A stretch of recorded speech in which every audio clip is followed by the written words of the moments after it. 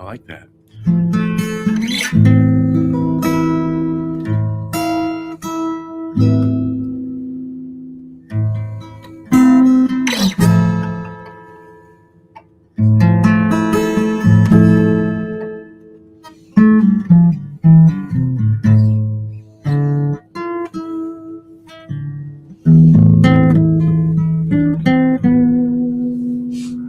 Well, I'm here. I ain't got anything going on. My daughter is sleeping. My wife is out of town. And my daughter is sleeping. She's a little restless right now. But she should sleep through. So, I don't want to go to bed. I don't have anything to watch on television. And I'm sick of looking at YouTube.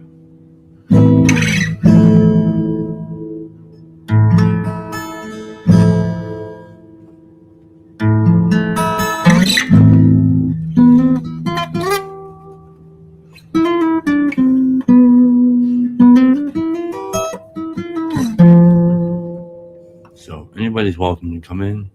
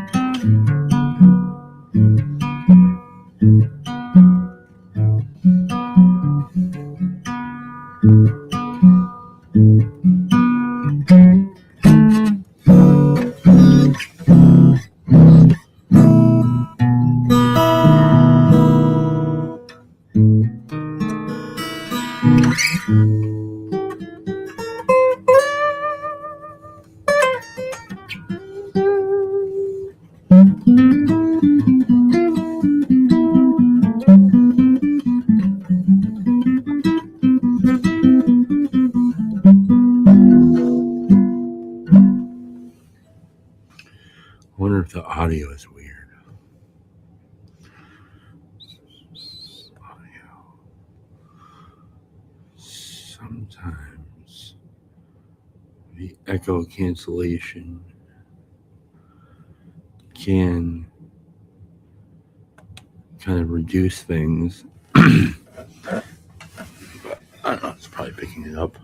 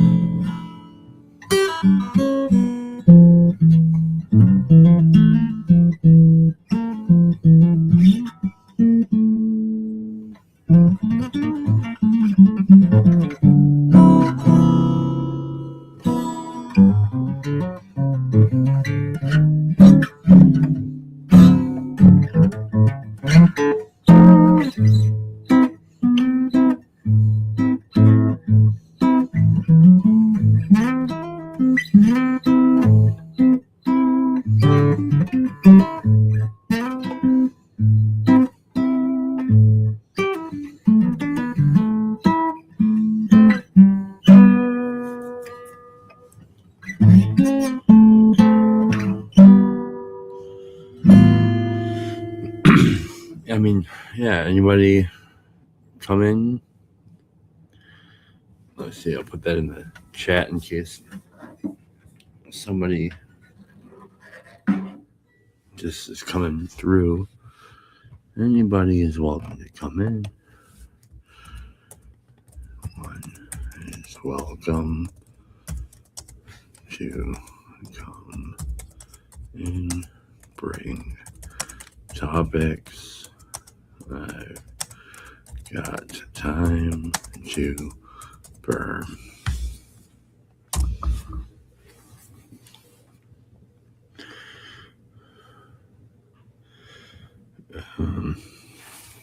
So what's that?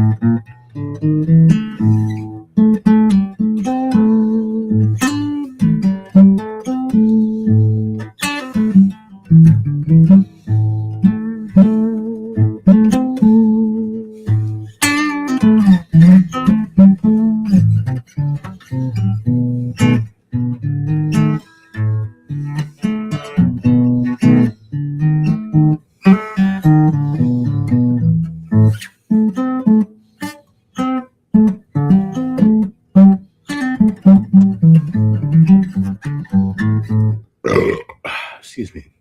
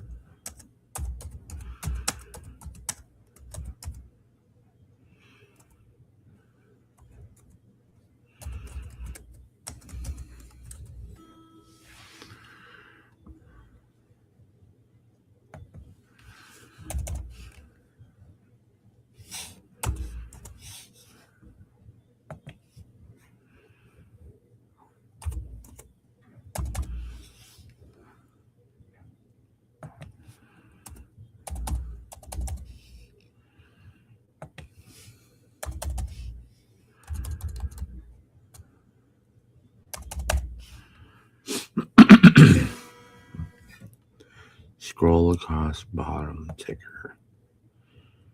Add banner.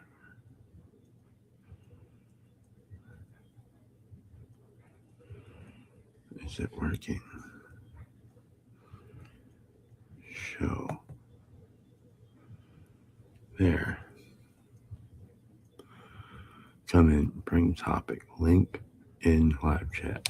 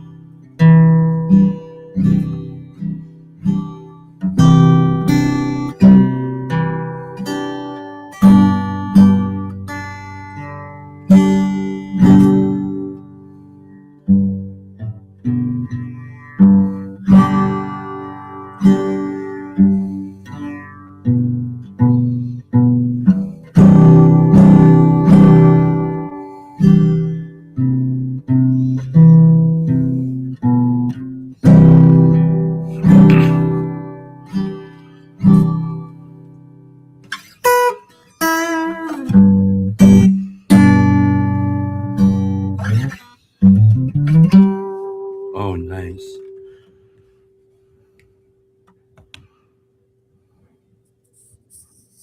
Are you there? Yeah, can you hear me? I can hear you, can't see you. I don't know what's up with that. Let me see.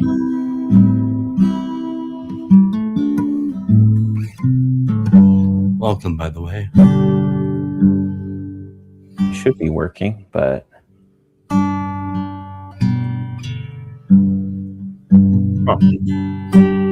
Maybe you'll have to hop out and do it again, maybe? yeah, maybe. Let me try. Okay.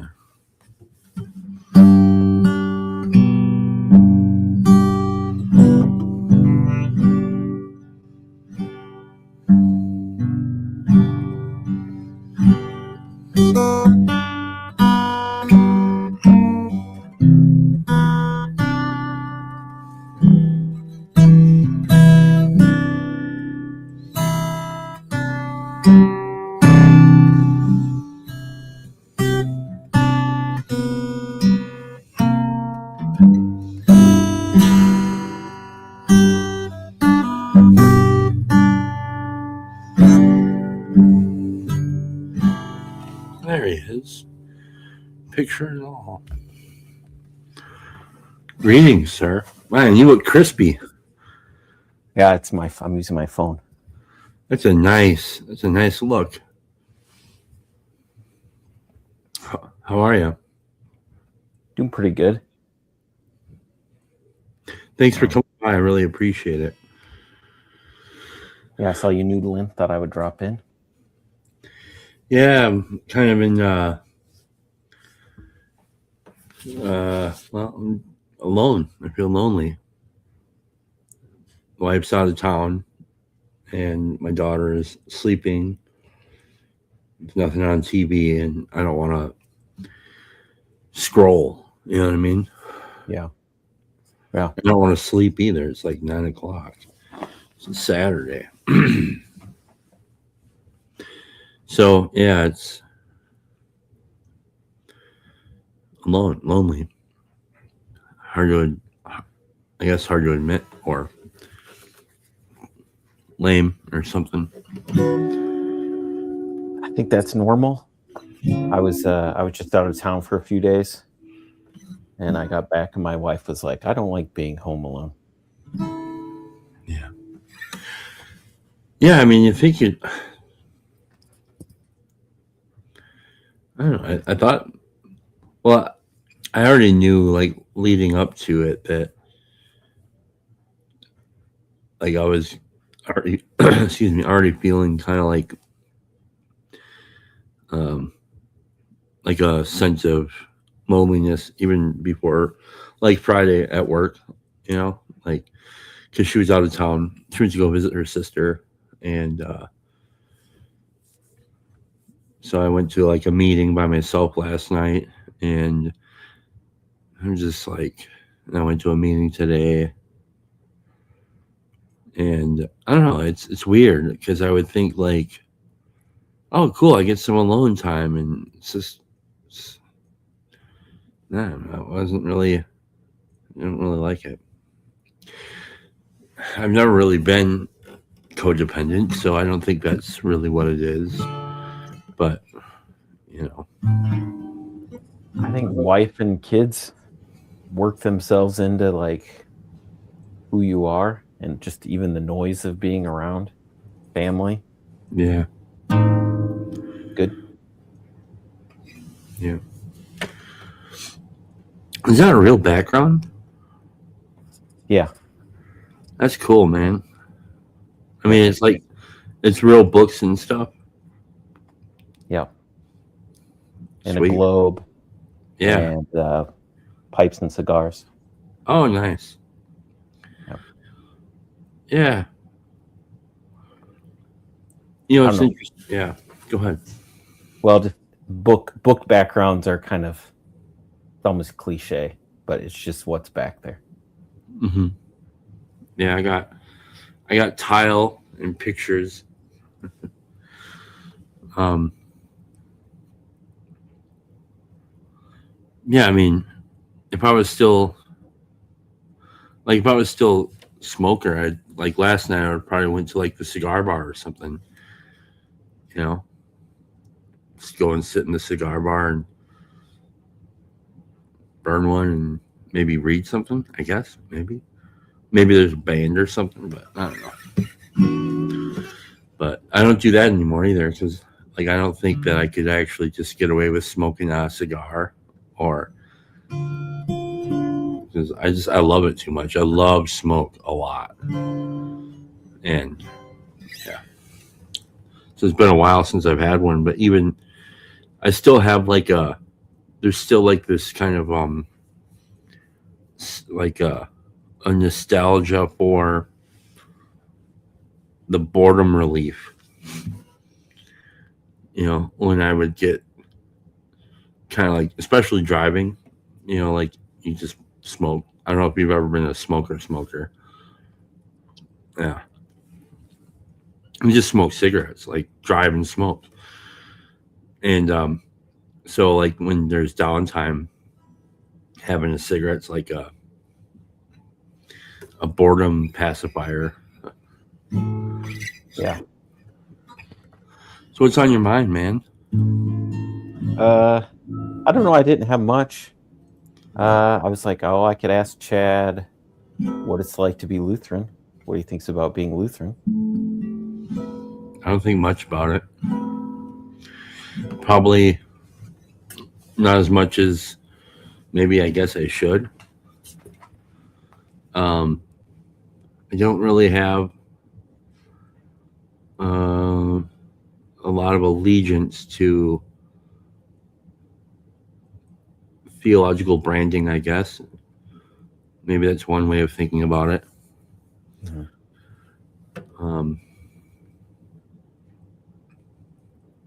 Yeah, I just don't put a lot of stock into that.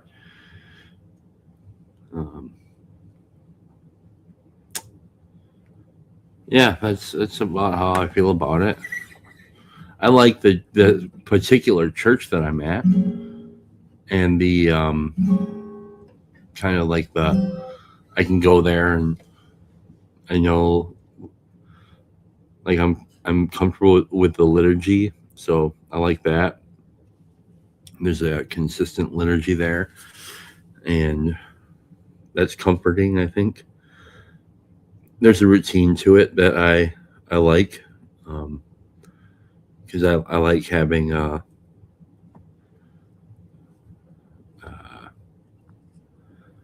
say, I don't know, this I like the sacred to be comforting and not chaotic and almost predictable, because everything else seems to be unpredictable and chaotic. So, you know, um, So it's nice. they're kind of traditional. Yeah, Okay. That's interesting. You said like you don't connect with Lutheranism so much, but then you said, but I like my local church. That's almost like a better question rather than like are you Catholic or are you Orthodox? It's more like tell me about the place you go. yeah, yeah. I mean, what little I know about Luther himself, I'm not a fan of. Um, uh,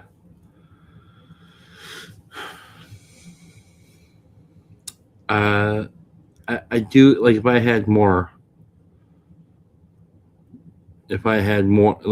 the ability to make things happen, like, if I would like to have more connection at the particular church that I'm at with um, the families that are our age. But it's interesting because they're like 180 years old, the church, and so and the folks that, like, I would say 99% of the millennials are implants, and 99% of the church members are boomers and Gen Xers. So, And you're Gen X? no, I'm millennial. Oh, you're millennial. I'm a Twin Tower millennial. Okay.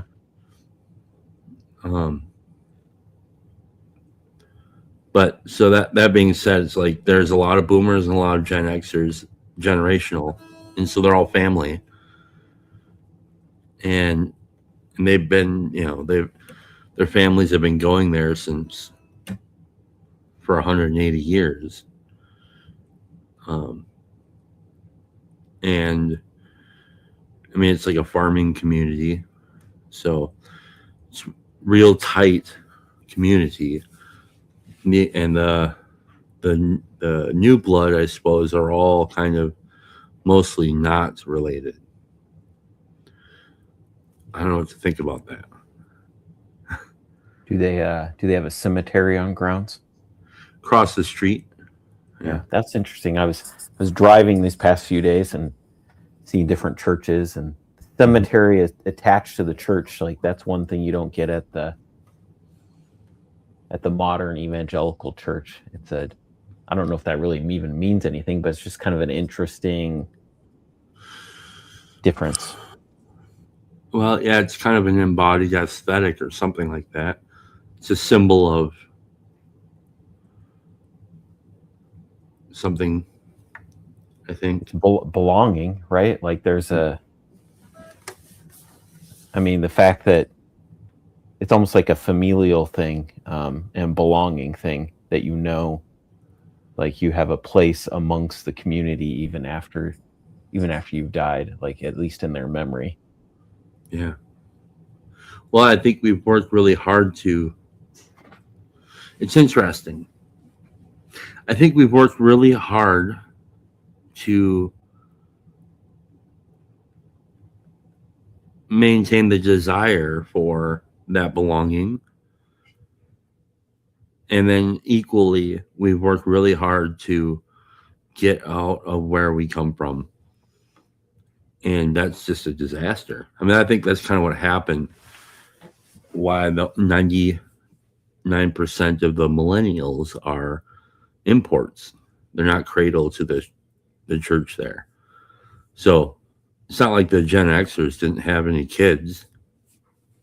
They just didn't stick around. I don't know where they went. The Gen Xers? Well, our kids, I'm Gen X. Gen Xer kids are Gen Z, right? Gen Z or millennials. Yeah. It's interesting. My nephew's a Gen Z, and the other day he texted me. He said word to something. He goes word. And I was like, how do you know that? Like word? And then he's like, my dad told me. Oh, that's right. Your uncle was Gen X. He knows that. It's just weird to hear something from my generation. Yeah. Well, yeah. I mean, I think douchebag is carried through pretty far. Like since the boomers, at least.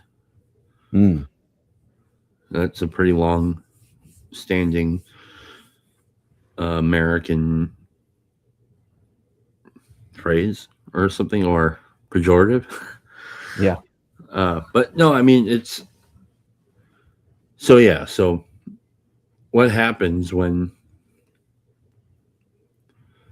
I think most of the millennials, I think there's a lot of millennials that are probably looking for a place to go to church. And I think a lot of the cradle millennials, the ones who were in churches, probably left the ones that they grew up in mostly, and or left entirely, or are returning or trying to return to faith itself, and then kind of doing the consumerism. I don't know if I like that, but just kind of like the choose your own adventure idea. It's like the other day somebody was talking about going into Catholicism, and I was thinking, because I've thought a lot about that actually. Same. And it still might happen for all I know. Probably for a lot of the same reasons that he had mentioned. And I was thinking, the real thing is, I think the real challenge is going to be staying put no matter what. Like trying to abandon a particular option, which is the option to leave.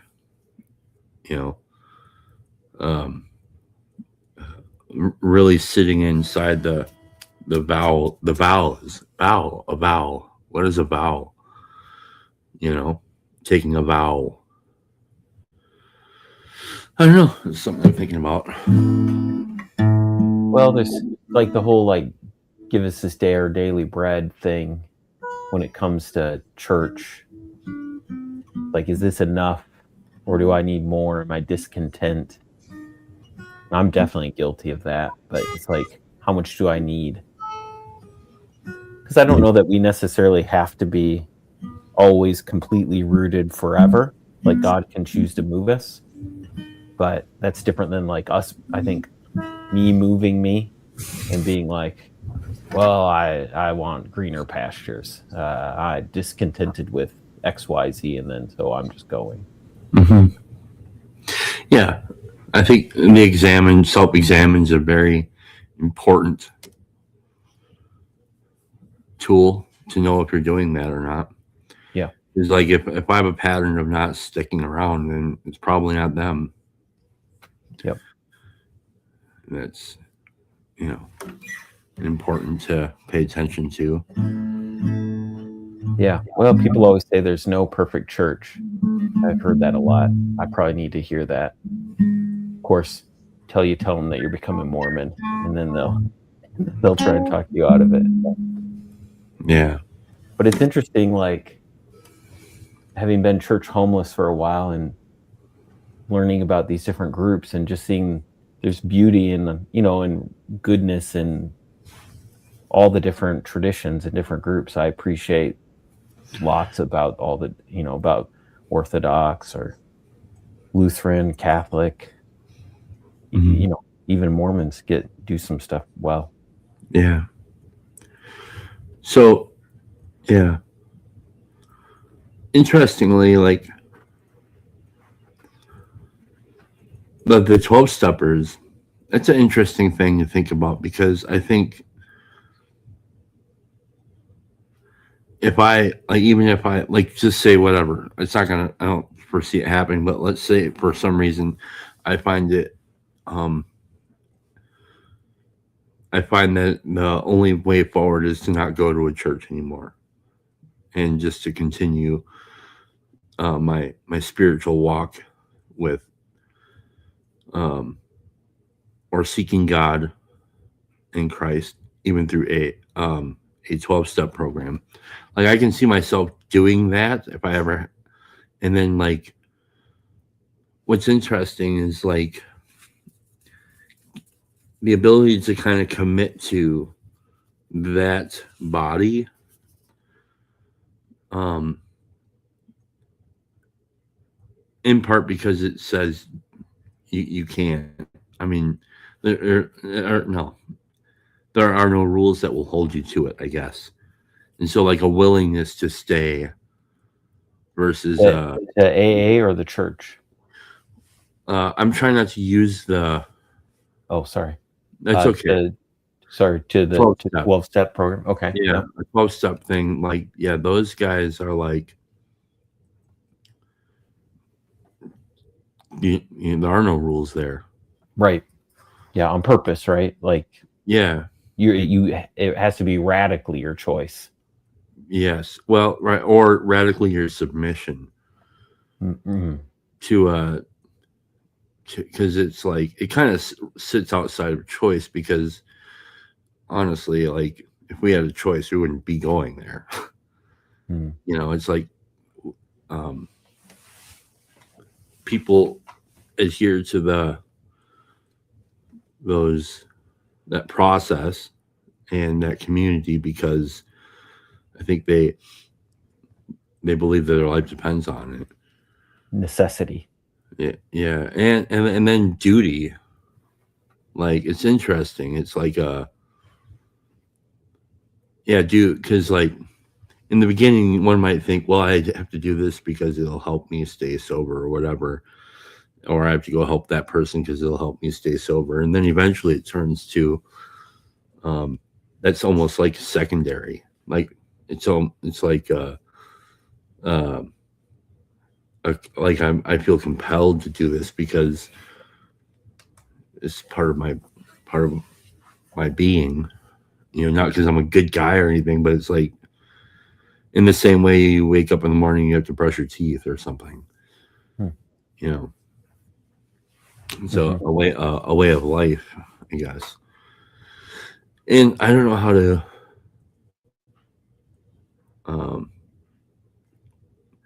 kind of assume that same position in a church. I think in some way, because I don't know. Well, I feel like a church should be different. Not that they usually are, but a church, I feel like a church should be more like family. And family makes claims on you. They don't, it's not like a come and submit to this type of a thing. It's that we claim you, and if you're being an asshole or you're not living up to the things, we're going to tell you. Mm-hmm. Like there's a lot more that goes into that. I don't know how many churches actually reach that level, but I think that is supposed to be the goal. Yeah. Well, right, and at those the 12-step thing, like they can't kick you out. Yeah. And I think when it's done well, there's like this tension between honesty and like knowing when if I were to say something to this person, will it actually be useful or helpful to them, or is it just going to be casting pearls before swine or whatever? So like, yeah, it's interesting. It's like that's where the no rules thing kind of really helps a bit, I think, because like a rule would maybe have to say that I have to tell this guy he's being a fucking asshole, or it would tell me that I can't tell this guy. And so like if it's left to discernment and yeah, so it's interesting. Even like the traditions aren't rules; they are strong suggestions. And I think that's they like have you ever read like or watched a show or read a book, and as you're reading the book or watching the show, they do something like make you look stupid because they don't trust you as the viewer, so they like start telling you stuff that you're already seeing like 3 episodes ago as if you can't remember it. Right. Right. So they kind of treat you stupid, and like I think that's where I think my experience with recovery community, when it's done well, they don't do that. They don't assume that you're stupid. It's like, I can treat you like you, and I've even said to some people, like, do you want me to like just treat you like you're stupid? Because you're not. I mean, you could like, be responsible for whatever the thing is we're talking about. Like, yeah, so it's interesting. I don't know. But I think the Catholic Church might have, like, maybe that's the idea of what the hierarchy as it like I mean, it requires a particular kind of trust, obviously. I mean, it's a risk to be under the kind of to submit to a hierarchy. It's definitely a risk. It's risky. It's probably scary. But then again, like, then you don't have to actually try to be the guy to manage the show there. Like, not entirely, Yeah. Yeah, although I think that maybe solves a problem that we're not meant to solve anyways.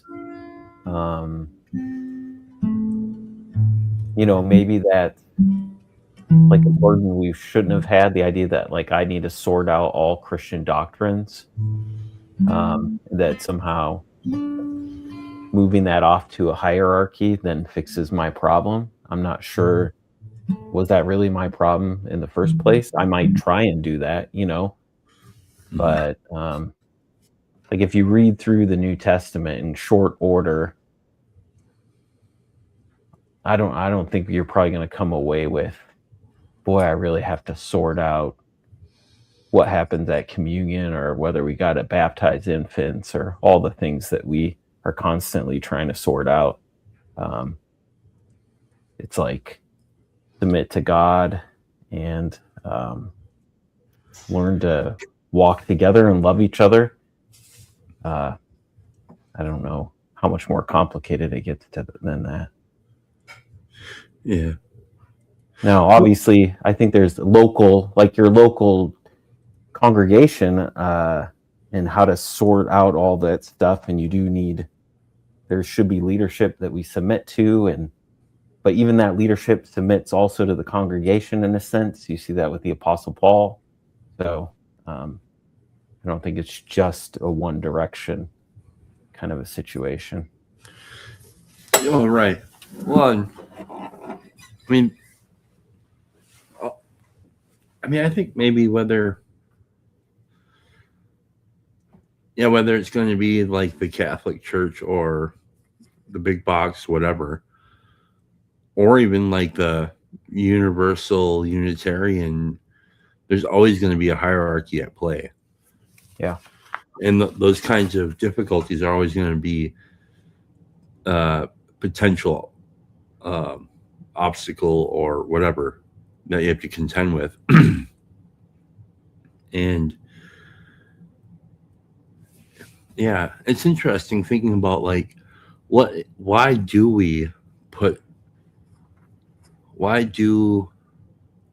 humans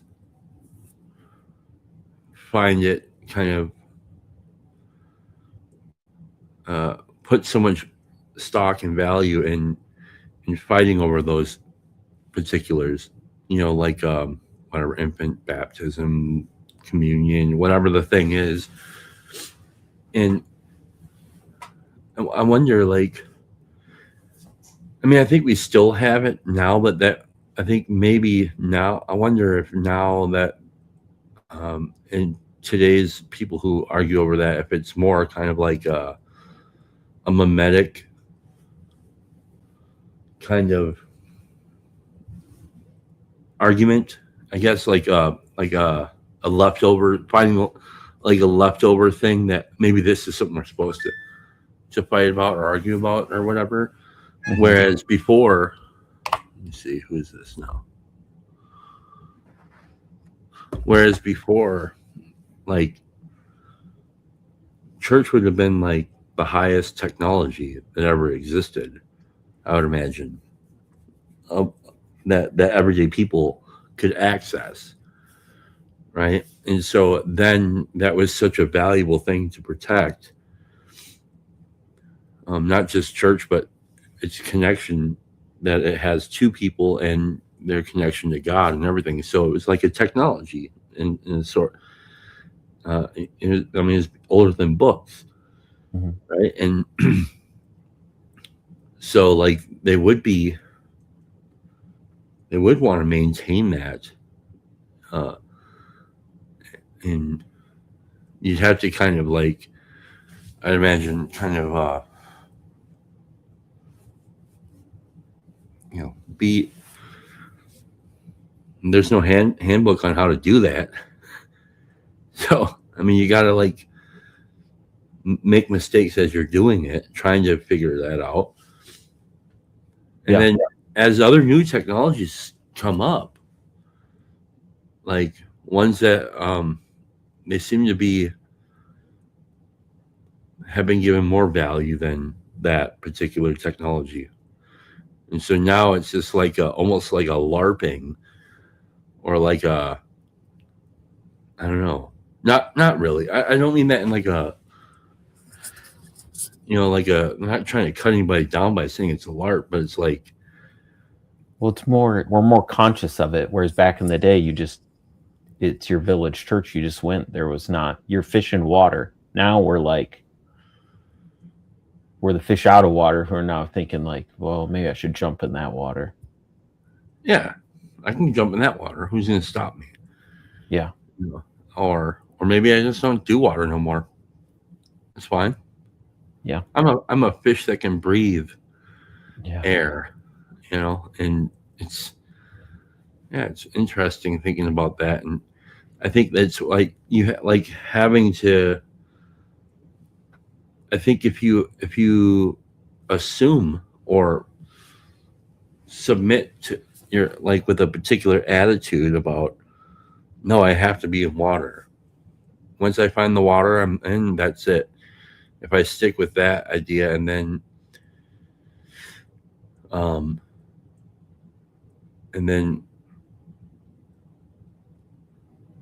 like hopefully the other kind of attitudes I have dissolve, because I don't know, like I have to imagine that, or I have to come to believe that maybe my life depends on being in this water. And Yeah. Well, it's interesting. C.S. Lewis was we read Mere Christianity this year. My family did. And I mean, he talks about church as a technology, kind of like the machinery that where some important things happen in our Christian walk, you know, as we participate in that machinery. And but he also doesn't put, like, I think he submitted to that and was part of that. It was a very traditional church. But also I don't think he locates the core of being a Christian in just being a member of that institution. I think he sees it as like a spiritual transformation, connecting with God, who resides above the hierarchy of everything. But it's like he doesn't throw the institution out either. right. Yeah. Well, yeah. I think if like the submitting, well, I'm trying to speak for myself here because I don't know. Like I don't study theology. I haven't read all the New Testament or the Old Testament. I don't really, I could be doing a lot better, I imagine, but I don't know these things. But I know my own experiences my difficulties are rooted in my attitude, and that, so things like being able to leave and stuff like that is he's talking to the globe back there. The globe had a message for me. It did. No, I need to be able to. Okay, so like the Peterson, when Peterson talked about, because before Peterson, I always thought that marriage was like a piece of paper. I didn't really, I didn't have I had somehow come to not put a lot of value in that. I don't know. I must have just picked that up and just made that a way of, I don't know, my own. I come to believe that marriage is just a piece of paper, right? And it was a convenient lie that I had come to adopt. And and when Peterson talked about this idea of like you don't get, you don't get to leave, and marriage isn't about you and it isn't about your wife, it's about God. It's about you and your wife submitting to God. I was like, I don't know why that made so much sense to me, but that changed my whole perspective on everything. And so that's an attitude thing. It's like that changed my attitude in a particular way and how I saw the world. And I think I have to try to, and I really have to work at that. I really have to work at like submitting to that idea in like everything, Same. It's hard to get myself out of the center of my own world, Mm-hmm. But I think that's where like the fear of God is the beginning of wisdom. It's just that putting Him at that center and having that be the primary concern. Yeah. I've spent a lot of years not doing that. Fear of God, yeah, is beginning wisdom. I've been thinking a lot about this lately. I'm just constantly thinking about I don't know. I think maybe I've been trying to write about it on the Substack in various ways. I can't really put my finger on exactly the thought, but it's something like it's something to do with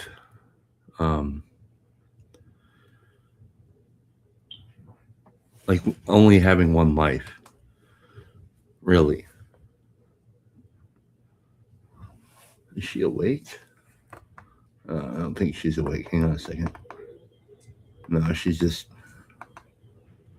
fiddling with her binky or her bobo, I should say. The idea that, um, or maybe the reality that I know that I'm alive right now, and I know that this body will die someday. I don't know when. I don't know what happens after that. And thinking about, and maybe it's nothing. I mean, maybe I don't know. I have no idea. I don't put a lot of thought into the afterlife. Um, but I've thought a lot about like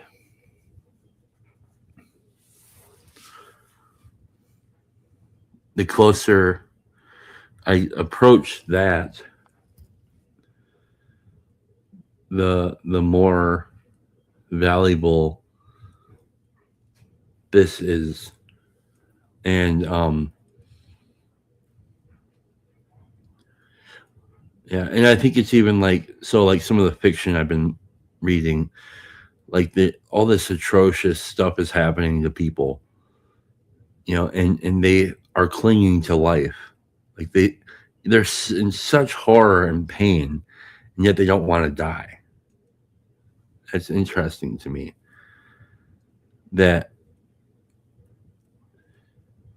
like and that to me, I don't know what else to make about that. But so yeah, thinking about life being, um, what are these things about life that want that have me clinging to it in my heart so much, and like I'm looking at my daughter, and I mean it's just like there's so much um, that that is easily able to be taken for granted, and I don't want to take it for granted, because someday like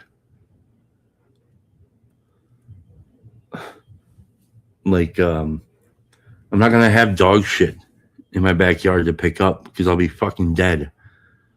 You know what I mean? Mhm. What a heartbreak that is. Hmm.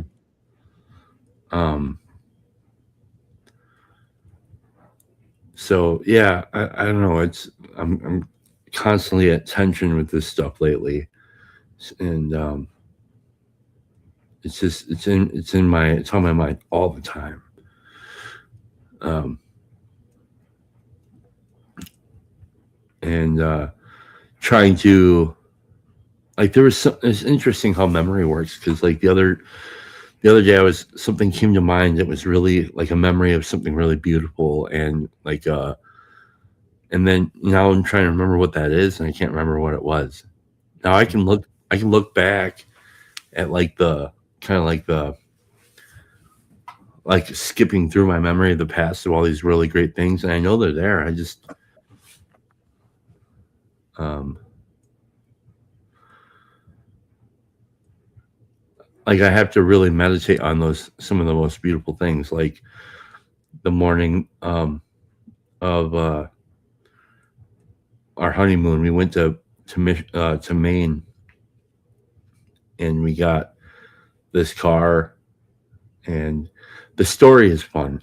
Like I love the story of like we got this car that we thought we should get because it was cool and we had lobster in Maine in it because you should and it was shitty and it was but that was funny and it was funny for us and then there was like but that first morning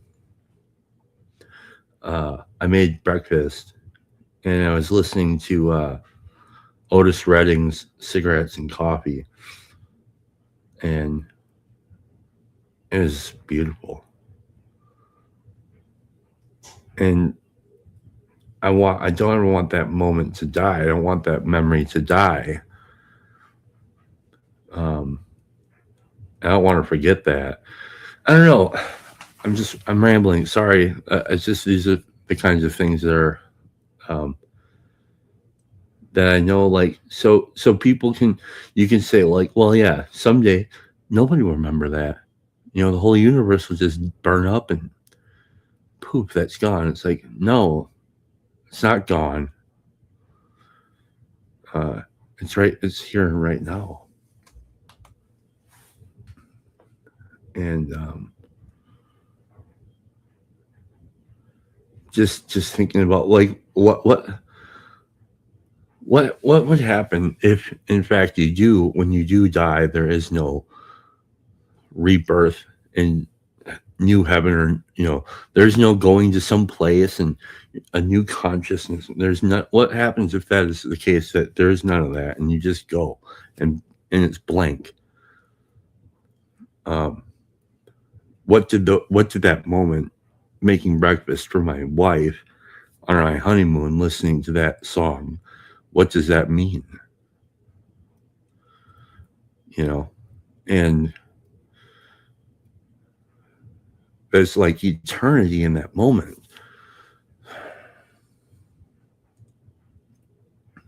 Yeah, I feel there's still a beauty there.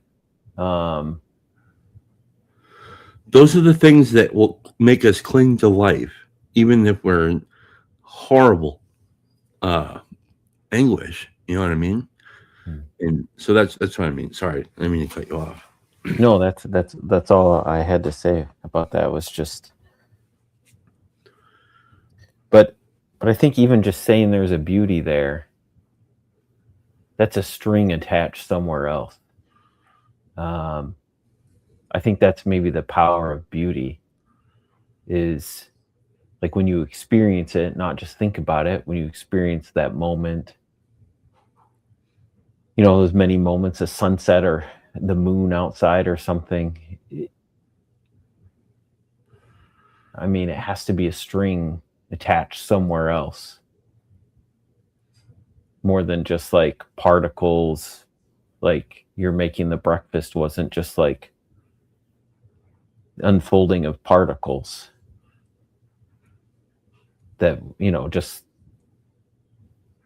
I think if there's no strings attached elsewhere,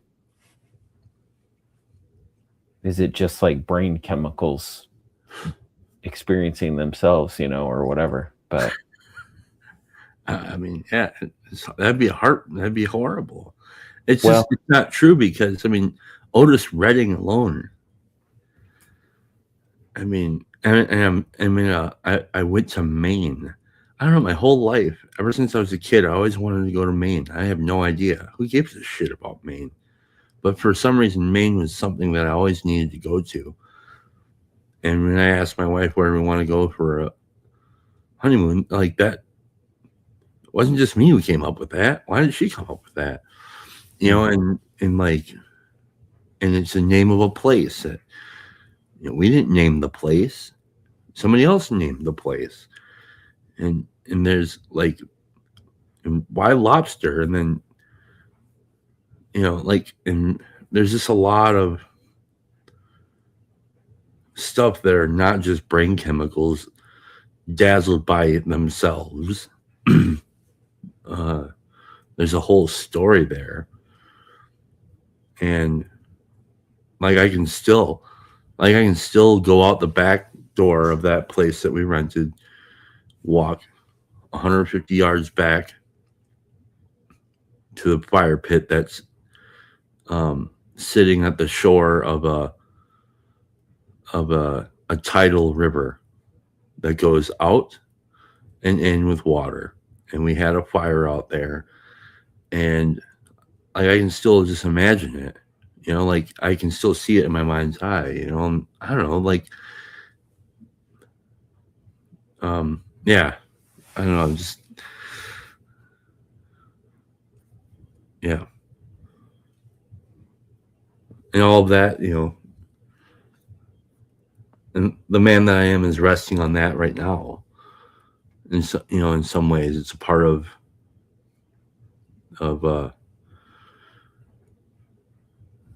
yeah. Well, I feel like we're kind of retarded, because we see those things, we experience those things, we forget those things, we don't really make much of those things. Like I feel like we are supposed to make something of them. We're supposed to pay attention. in the day to day and do something about it.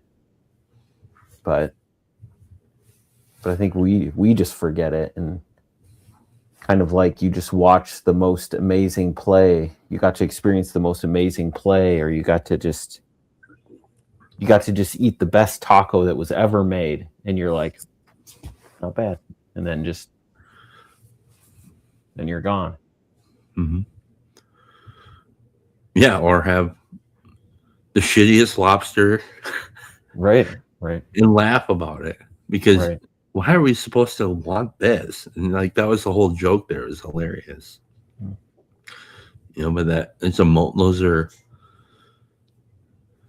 yeah. Yeah, I don't know. I just think a lot about that. I think I'm thinking a lot about this lately about we're so disrespectful to these moments, these fleeting moments. They're just fucking burning away. Every second, every breath we take, these moments are like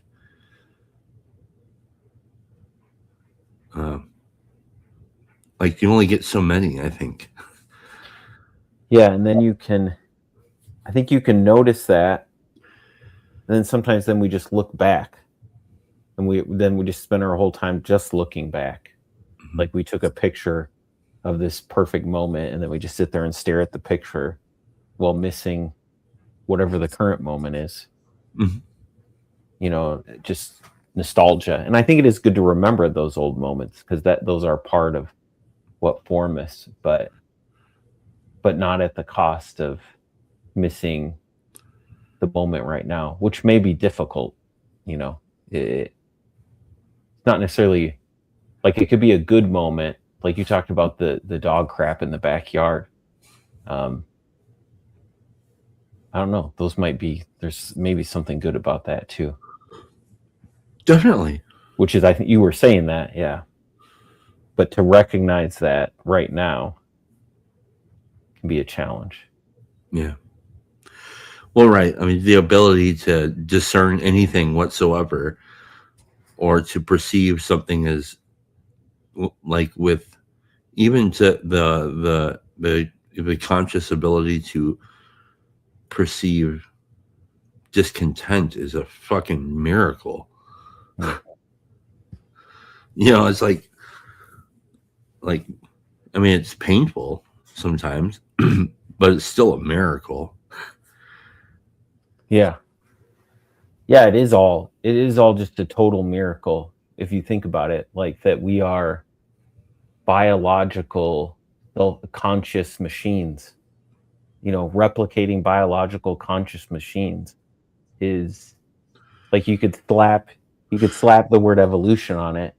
That doesn't even really do much. That like if you walked in someone's house and they had this giant, most amazing painting you've ever seen, right, on the wall, and they're like paintbrushes, like that doesn't tell you, that doesn't explain what's going on with the painting. No. And yeah, biological, autopoetic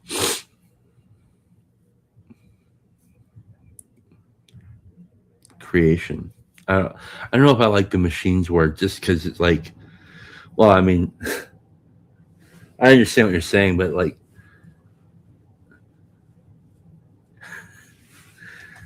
yeah, I mean, it's like the evolution thing is funny too, because I think about that, like evolution, like a zebra, like zebras. It doesn't make any sense that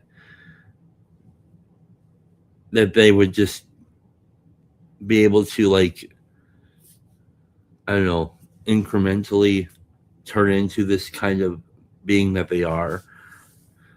And like by all these kind of like accidents that happen in in their um, in the time of their existence, and now they're just this thing that's like looks like one big moving, like a herd of zebras looks like one moving object, and that's why they look like that, so they can be kind of like disorienting to their prey, or no, their predators, and like, I mean, that's how scientists talk about it. They say they evolved so that they can look like this thing that can evade their predators, and but we gave it that story. Yeah, and part of that story might be true. Sure. We may be correct in our storytelling with that, but again, like the giant painting on the wall, that's just the most magnificent painting ever. You could say, they just say, oh, paintbrushes, and you're like, well, then they go, oh, but also paint. Like you can start talking about all those things. It's not telling the whole story of, the plains of Africa and the all the different animals and how they interact, and even evolution itself. The fact that we adapt, these creatures adapt and survive, and that's amazing. Yeah, it's wow. It's the paint, it's the canvas, the paint, and the brush all created themselves, and then argued about it. Wow, like that's I mean, it's like the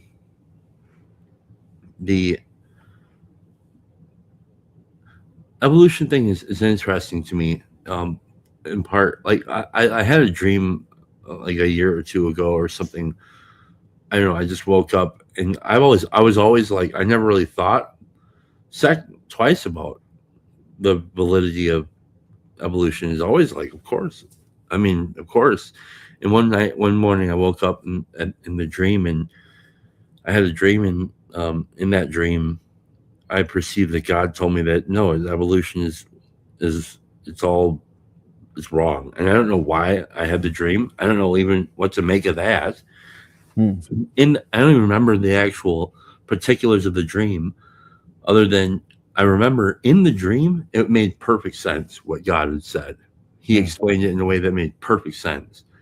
I can't tell you what the hell that is now because I don't remember it. But all I remember was the walking away with this thing like, well, obviously evolution is just it's like, if I ever get an argument online about evolution with someone, that's when I'm telling them, God told Chad evolution's bunk. And they'll be like, well, why am I supposed to believe that? I mean, I don't know why you're supposed to believe that. I believe Chad's dream. I'm going with it. That's good. That's the story I'm going with. I don't know why I was so convincing to me, and still is. Yeah. And like part of it is the more I started to think about this, like we talk about things as if they're happening. Like, okay, even like this hey Scott, how's it going? Like we have this thing that we talked about, the 6,000 years thing. I don't really care either way, right? But like, what the fuck? What if it was literally just that? And like to me, it's, or like, what if we are the only planet and the only humanoid beings in the whole entire universe that we can see? Like, what if that is the case? What does that really mean? What does that really say about God's love? Like, it's absurd, but like, so is God, obviously. I don't know what to believe about any of that. I don't have a strong opinion other than to think it's entirely plausible, in the same way that I think that flying saints are entirely plausible. But then, have you ever seen, like, we talk about these stories like the Grand Canyon or whatever, as if these are things that took place over thousands of years. It took thousands of years for this canyon to, I mean, that's probably true. But have you ever seen like the video of that earthquake that happened in Turkey like 2 or 3 years ago, where there was like it was an olive orchard, like a farm, like an olive tree farm in Turkey. It was like this whole orchard, like massive. And this earthquake happened. It destroyed a bunch of stuff in the city. But this particular farm, overnight, a giant canyon opened up in that backyard, in that orchard, and ate almost the entire orchard. And when you see images of it, it's like that looks like that's been there for thousands of years. That happened overnight. Like it made the 17-year-old son weep. He was so terrified at what he saw because it ate almost the whole farm overnight. And that happened overnight. We don't really know shit. We just think we do. Yeah. We have a long history of being overconfident, and in evolution, it's not without its challenges. There's, when I use the word machinery, like the more we learn about, the more we make our own machines, the more parallels we see with ourselves, right? Like we're coded. We learned within the past 100 years that we have like a biological code that, but that code kind of likes to keep things somewhat the same while having some flexibility. So the code allows us to morph a little bit, right? But the code doesn't want me to become something too different. So it's correcting stuff, and it allows for a little bit, but then we tell ourselves this story about how the things happened. But I'm not sure that people have really worked out the math, and I think they're telling the story too confidently. Maybe that's a evolutionary trait for survival. Like the confidence. It's like, have you ever done like construction work or something? A little bit. And if you pick up like a tool, a power tool, and you use it timidly, you're gonna fuck yourself up. Yeah. Or you ruin the whatever you're cutting or whatever. You'll just because you won't have the confidence required to actually do the thing. You almost need to have a stupid confidence, but not not overconfident, because then reckless. Yeah, you don't want to be retarded, as you said, and just start whipping the thing around, or setting stuff on the blade, setting it down, but you have to approach it with a respect and a confidence so that you can get the job done well. And I mean, there's almost like a flow state that happens there. That's confidence too. It's like, it's not a conscious confidence. It's just so maybe some of that that confidence that we have, overconfidence that we have about our own evolutionary stories, is something to do with that. Well, I think there tends to be what would you call it? Shaman class, priest class. And that class of people in the tribe needs to have the answers. In our scientific, academic class, they are a type of shaman priest class who, as they fill that role, they need to be the ones that have the answers. So we don't look up to them for them just to say like, I'm not really sure. Yeah. Or like, it could be this, but I have a low confidence. Yeah. So it's just a long history of them having high confidence in things and then finding out that it was quite a bit off. And history, history, there's so much history that's lost to fog not even that long ago. Oh my God. What were things like 8,000 years ago, 10,000 years ago? 150. Yeah. Like, seriously, we don't, like, if you try to really imagine I've tried to say this before to people. I don't think they really understand what I'm saying. Like, it is impossible to imagine living in a world that you has never seen electricity because you've seen it. Yeah. Like, you can imagining what it would be like to do, but you can't really actually imagine what it's like because you've seen it. Like, you've actually seen too much already.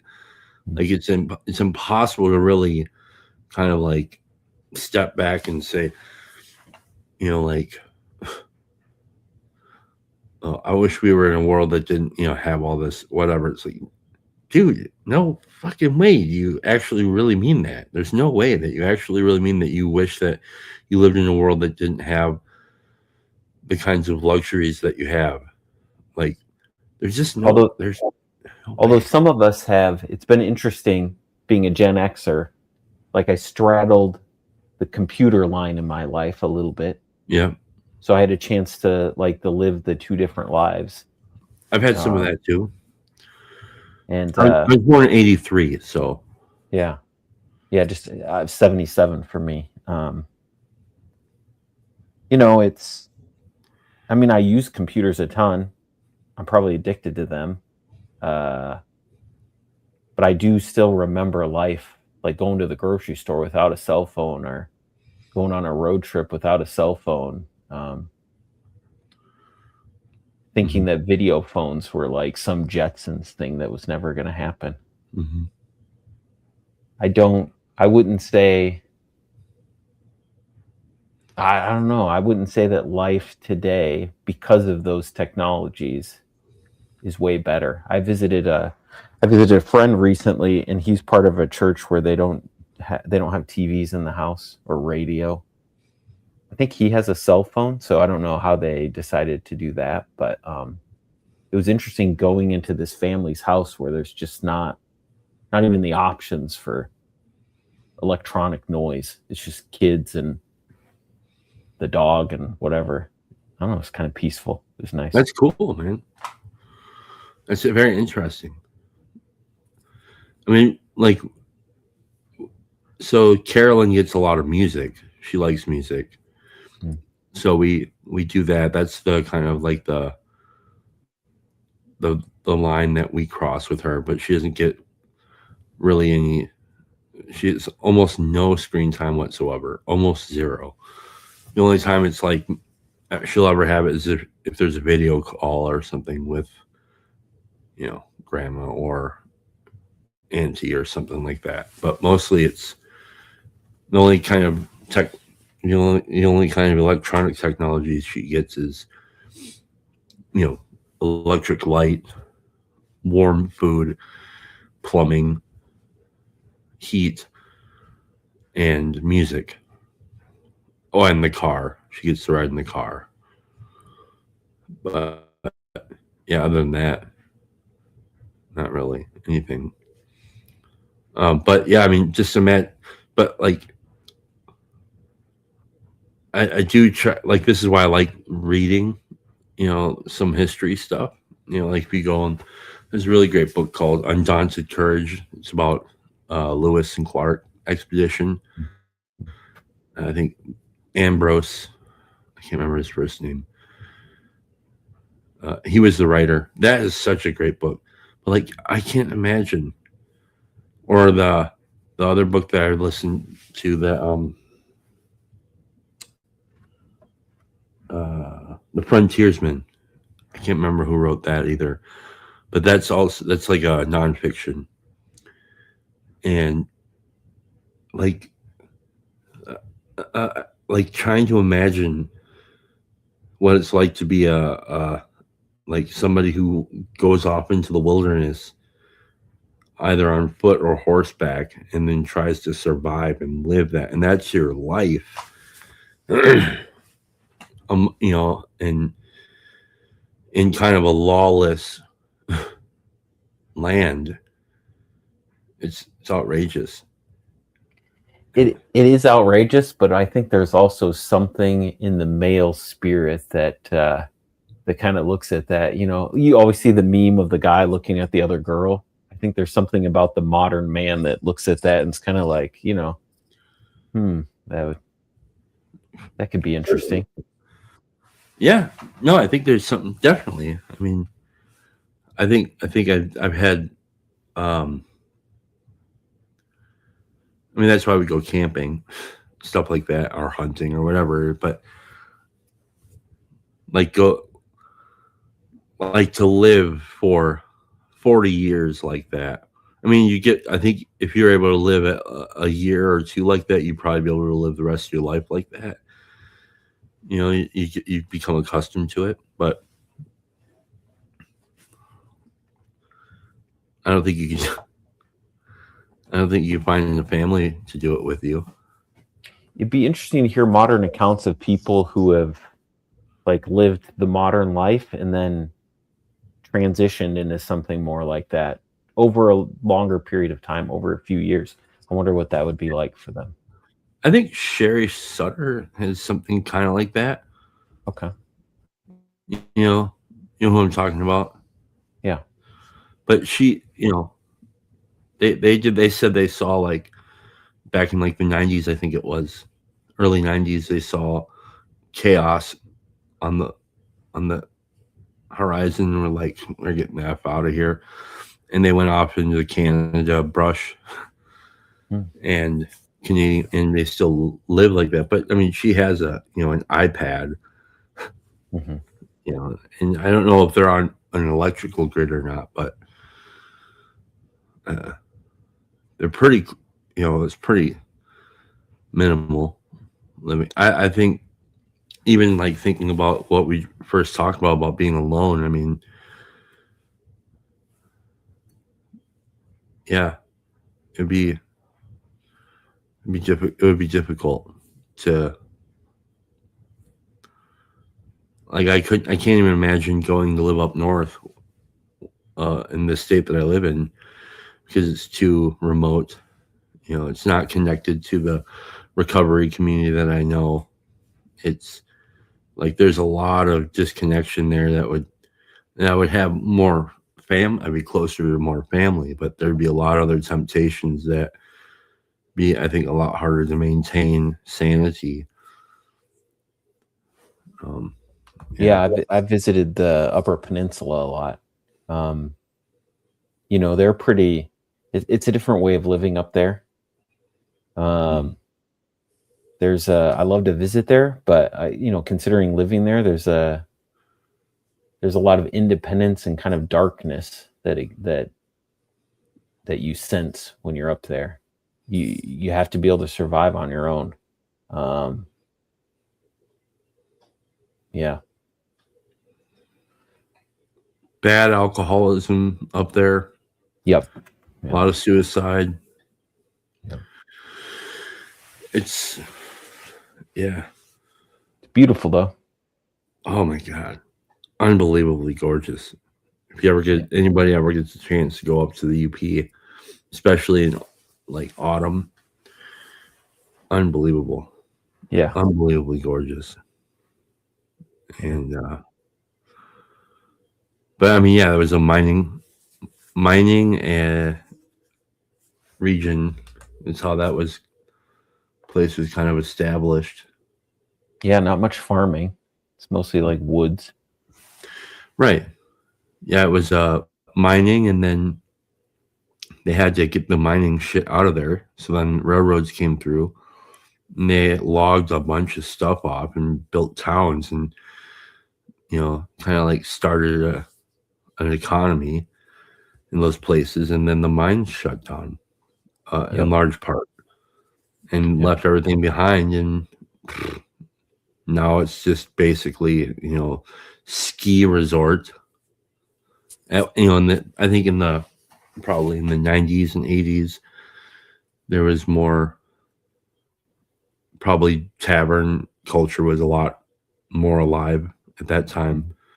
As we've gotten more into our era, you can't really do it. The DUIs are like outrageous. So, and they still exist, but it's not the same. And there's no smoking in any of these places, which killed a whole bunch of businesses. But you can go to the dispensary, so that's a huge industry up there. But Yeah, I was just I've noticed lamenting. that. I was just lamenting that everything smells like marijuana these days, like everywhere you go. I just wish it smelled better. Yeah. I don't know, Wisconsin, I think we still have it illegal, but I mean, Illinois is right there, Michigan's right there. I don't know what they have in Minneapolis or It's Minnesota. legal in Minnesota now. Yeah, so Yeah. yeah, it's crazy. Well, that's one thing we didn't really talk about as a society. I don't think we're very good at this. Is it's one thing to say like, how does marijuana affect a 20-year-old, right? How does it affect a 30-year-old? What is it like when you smoke a lot? What is it like if you just do it occasionally? We've talked about all that. We have somewhat of an idea, maybe, on that, but we never talked about like what happens to our society as a whole, our whole mentality, how we view things when a significant chunk of our society starts using it regularly. Because that's gonna change us. The question is how. I mean, that's probably been going on since what, the 70s anyway. So it's maybe nothing new. Yeah, I mean,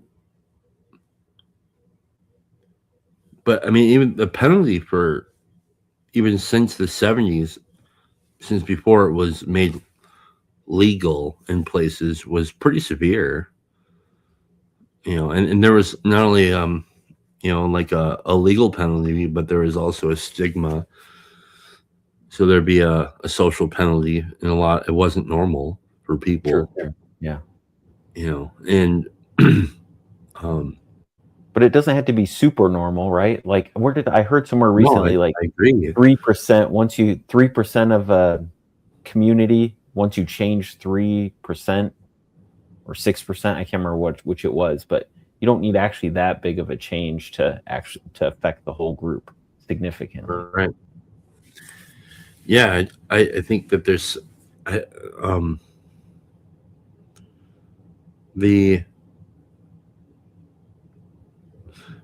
well, I have a lot of thoughts about the marijuana thing because I wonder, like, well, I used to smoke. Now I wasn't like I wouldn't have considered myself a pothead, but I mean, I smoked as much as any pothead, but I just wouldn't really have considered myself that. But like, it used to make me super paranoid, and I wondered, well, because I was always afraid I was going to get into trouble. Now I've never smoked legal weed, so I don't know what that's like, but I wonder if like the paranoia is still there or isn't. I don't know. I don't know what that is like. Are people still paranoid when they smoke? Is that just a side effect of the actual drug, or is that a side effect of the culture? I think it's the drug, from what I've heard from friends. I've never used it, but like this idea of like kind of opening up your perspective to consider more. I think for some people, they're wired in such a way that really does open up quite a bit. Yeah. Yeah, I liked it. I like doing it, but I don't think that I don't like the idea of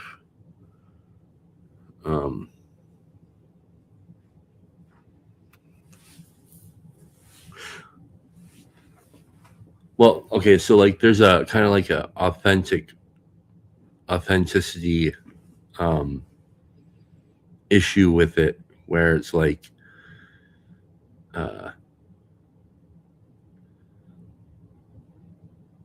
they're like it's the man is crushing my ability to smoke weed. It's just it's like that thing. And so what happens when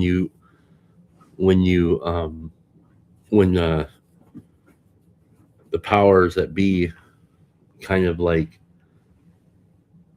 give them what they want, what does it affect in that arena too, as far as authenticity? Scott, if you want to come in, man, you're welcome to come in. Copy. Yeah, and I might head out soon here. pull the cars Okay. in and straighten up. So, but it was good chatting. Yeah, thanks for Yeah, that speaking is with a me. I good appreciate question. Like, yeah, you whine about getting something for super long and that you're being kept out of it, and then you're given it. It's like you see that with kids. That's not always so good. it. Mm-hmm. But I guess if you work for it and you want to legalize something and you go through the system and you put in the work, that's also, not necessarily a bad thing. Yeah. Hey, Scott. Hey, Hey, Scott, guys. I'm about to run. So, Yeah, I just heard. all right. Are you out of here, still? Yeah. Great to see you, Chris. Have a good Good to evening. see you. Good to see you too, Scott. I don't know if we've been on a stream together. Maybe not.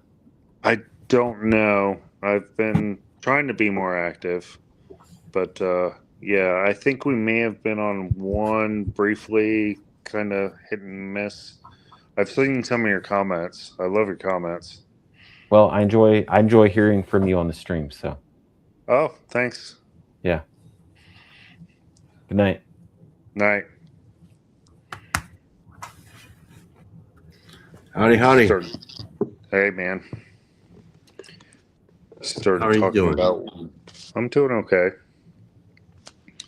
A little bit crazy today, but I was able to keep in touch with what was going on. Trying to relax a little bit this evening. It's actually late for me. You're Central Time, right? Yeah, it's late for me too. Normally, I'd go to bed around this time, but I don't have to get up early, and I probably still will, anyways. Even it's kind of weird, like becoming like it's now just automatically waking up at 6 o'clock on the weekend is ridiculous and annoying. It's not. I love it, dude. You'll love it more too, being a parent. It's like the one time you get to have a little bit of peace. Yeah. Yeah.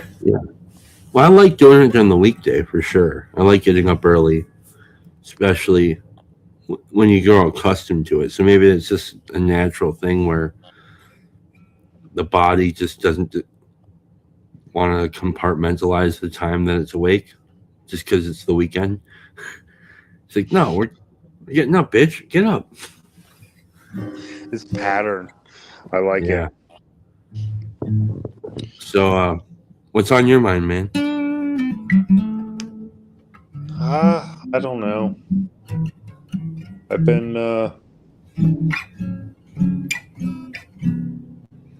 I've been trying to find my place in a few different arenas, and I don't know. I think I'll find it, but I'm also scared that I'm gonna mess up pretty bad in trying to find it, and so I'm being cautious. Like, are you referring to work or like church? No, well, so work is what I'm referring to, but I feel like there's a move coming and I'm not totally prepared for it. And I think church has something to do with it. I've had such a hard time trying to figure out what church to break bread with. And I don't know. I don't know where I'm going to land or where I'm supposed to go. And I want to make sure I make the right decision. And I don't feel like I'm being led necessarily to go anywhere. That's usually how I've run my life, is trying to do less of what I want and more of where I should be. And sometimes that leads me to be a bit of a lost boat, with no direction. And because I think theology is pretty important, especially when it comes to some of the sacraments. And, I don't know.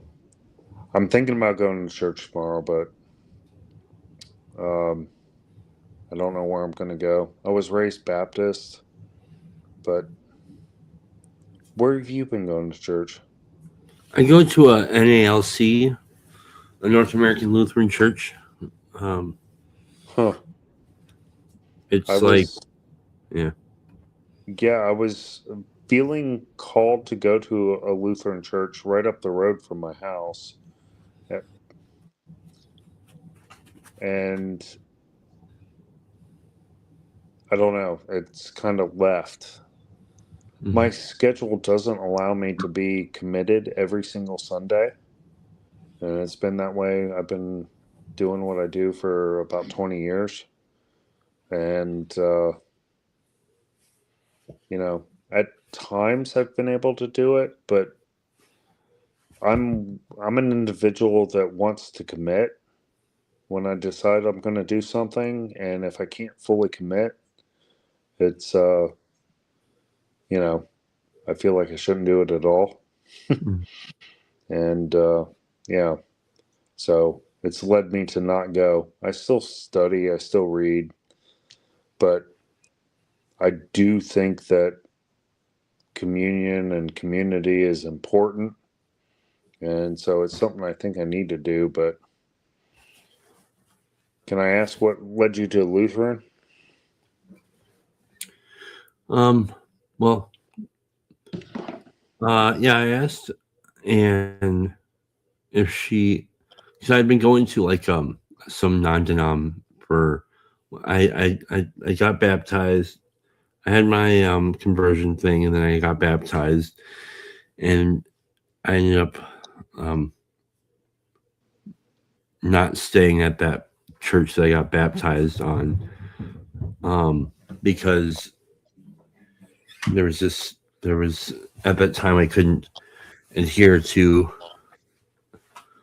what that guy was doing, and so then Anne wasn't going to church with me at that time, and so I was like, well, I do want to go to church. So I asked her, do you want to go? And she's like, yeah, we can start looking around. And so she was basically, everything was going to kind of rest on, hey, Paul, welcome. Everything was going to kind of rest on where she wanted to land, essentially. And so she grew up Catholic, and she felt like there were some personal reasons why she didn't want to do Catholic, and also she felt like I wasn't going to be the kind of person that could commit to or be disciplined in a Catholic setting at that time. And we also didn't want to go to, but I agree with her. I didn't want to go to a kind of a rock band church. And so we started looking at, there was this church that was right next to the club. We went to like one Lutheran church, and there was a lady who was the pastor there, and that was a little, like, Anne wasn't really about that. And we're like, okay. So then there was this church that was next to a club that we had gone to meetings to, and they were what you call NALC, a North American Lutheran Church. And we went there, and it was great. We really liked it a lot. Like there's many different kinds of Lutheran churches.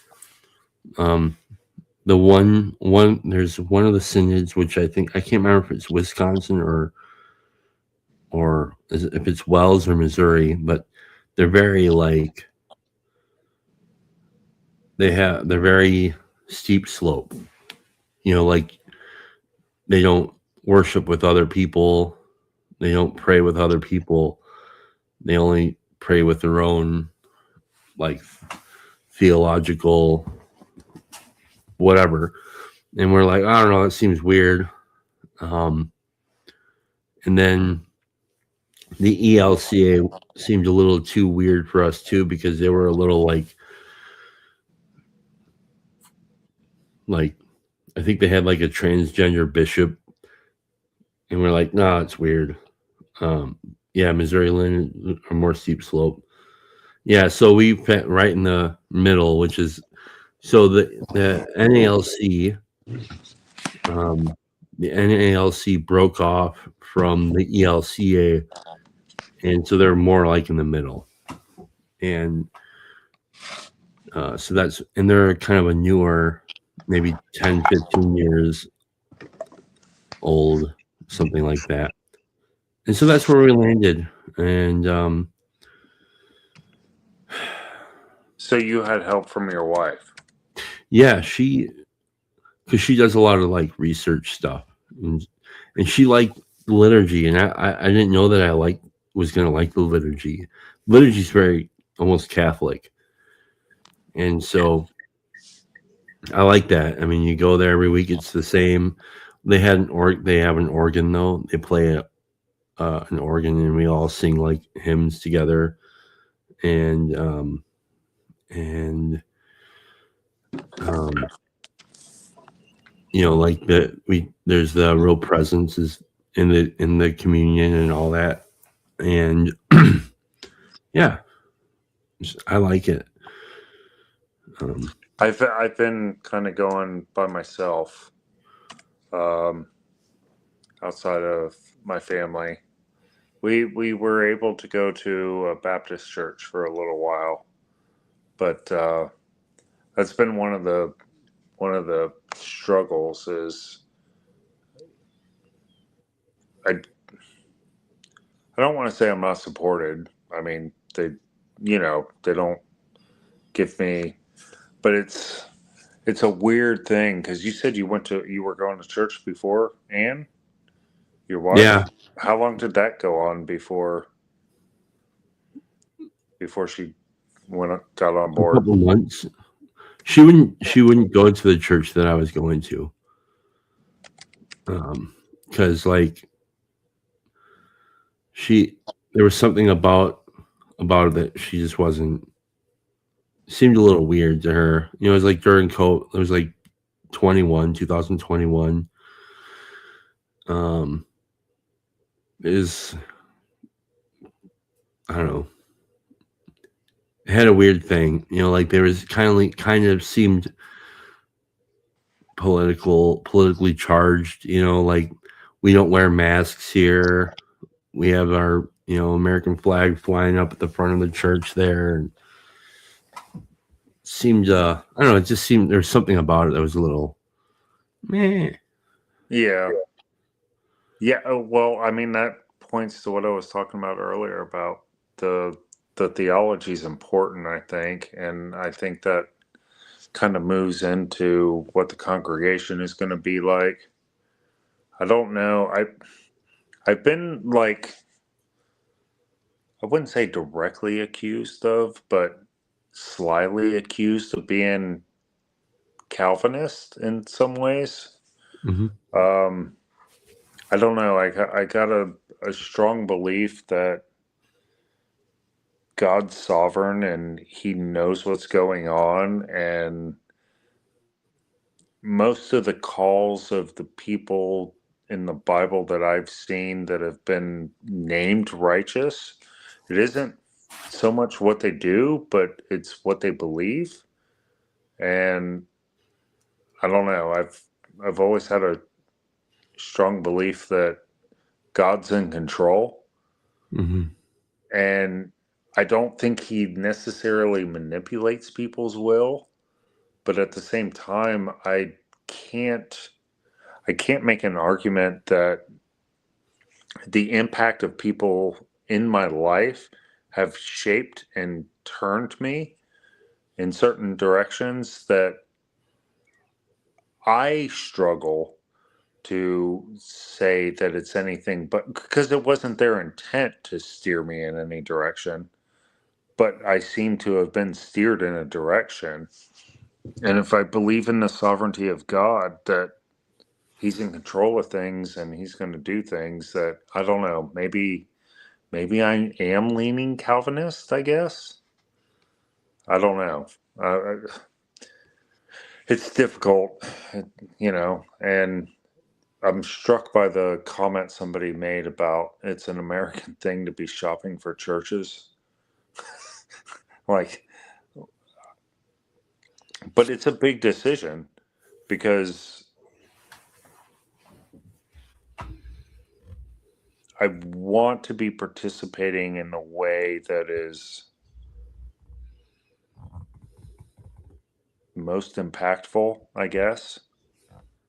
And especially something like communion or the sacraments. I'm not super familiar with all the language around it, but I want to make sure that I'm not partaking in something that is offered to the wrong thing. And if there's one thing that I should be concerned about, it would be communion, right? Oh, Olson, how's it going? All right. Good to see you. Is Late it? night, early morning. Yeah. Am I popping or am I good, Chad? You're doing great. All right. Yeah, I got new headphones and I'm going through the stream thingy app, so I think that helped getting out Yeah. of the Safari. So Great. there's been a lot of live streams and stuff this weekend, but I haven't been. My in-laws are here and helping us with get the house ready for the move and everything, and so I haven't had a chance to like come down and do any laundry. My wife's been sick and everything, so it's been. Oh, So this is the first time I get a chance to join somebody and do some laundry.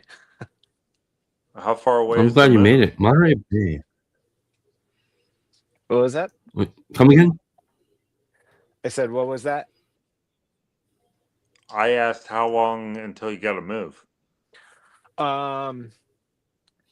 So my first day at the new job will be March 30th. So sometime before then. I like it. Have you found a new place or? No, we've been looking. We did yesterday. We did we virtually toured like 5 or 6 houses. A couple of them we were able to dismiss after doing it. A couple of them were still kind of in the air, and a couple have come online like as available to purchase, that we're kind of interested in as well. So I don't know. We're just kind of feeling our way, trying to do it from a distance. So that's kind of weird. How far of a distance is it? Well, like 10 hours, 10-hour drive. Wow. Man. That's going the speed limit? Yeah. I go the speed limit because I'm too cheap to speed. Yeah, I know. And then what you're doing? Are you getting like a moving company to move the stuff, or are you sending it in like a pod or something? Right now I'm planning to move it myself. Like we have a storage unit right now that we're moving over stuff in loads so that we could get our house ready to show.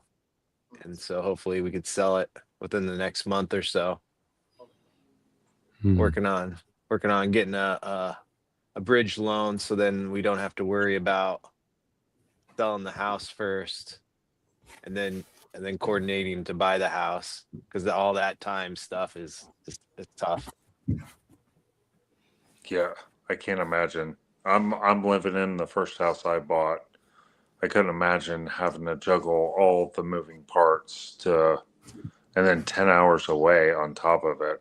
I did that when we moved from Florida to Georgia, but I couldn't imagine trying to sell a house while buying a house while young kids. Oh my! Thanks for the reminder to keep praying for you. Oh, thank you. Yeah, no, yeah, I appreciate it. So, and I mean, Speaking of prayer, I mean, I'd love to pray for you guys. Be praying for you guys. How are do you have guys have any specific things? Like, I know you're looking to buy a car, Scott. Did you finish that? And Yeah, we went looking today. We almost pulled the trigger on something, but by the grace of God, things didn't quite work out. The day was great, though. I mean, I got to hang out with my family. We laughed, we ate, and I got to show my son a little bit about the second most expensive purchase most of us Americans make in our lifetimes. Like it was a good time, but yet it yielded not the fruit we were intending on. But it was a really good time. It was nice. So thanks. yeah, We'll get somewhere. I mean, it's not like we're gonna land on something, but yeah. and Christ. Chad, how I know you had some work stuff you're kind of processing. Anything else, or Um, I'm just, I think I just need to be, um, I think it has something to do with, thy will be done, thy will not mine, something like that, basically. On earth as it is in heaven. Yeah, basically make me help me become the man that you would have me be. That's basically it.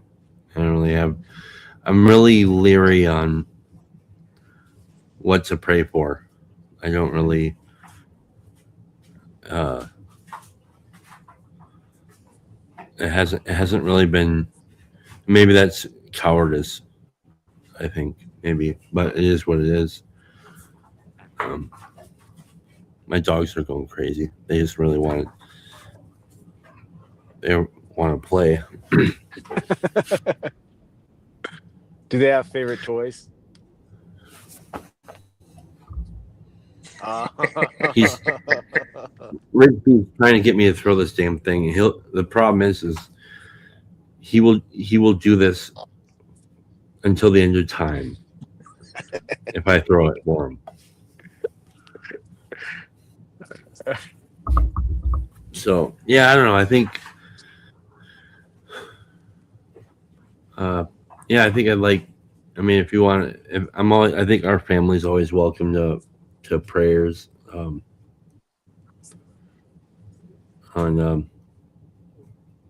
wisdom and discernment and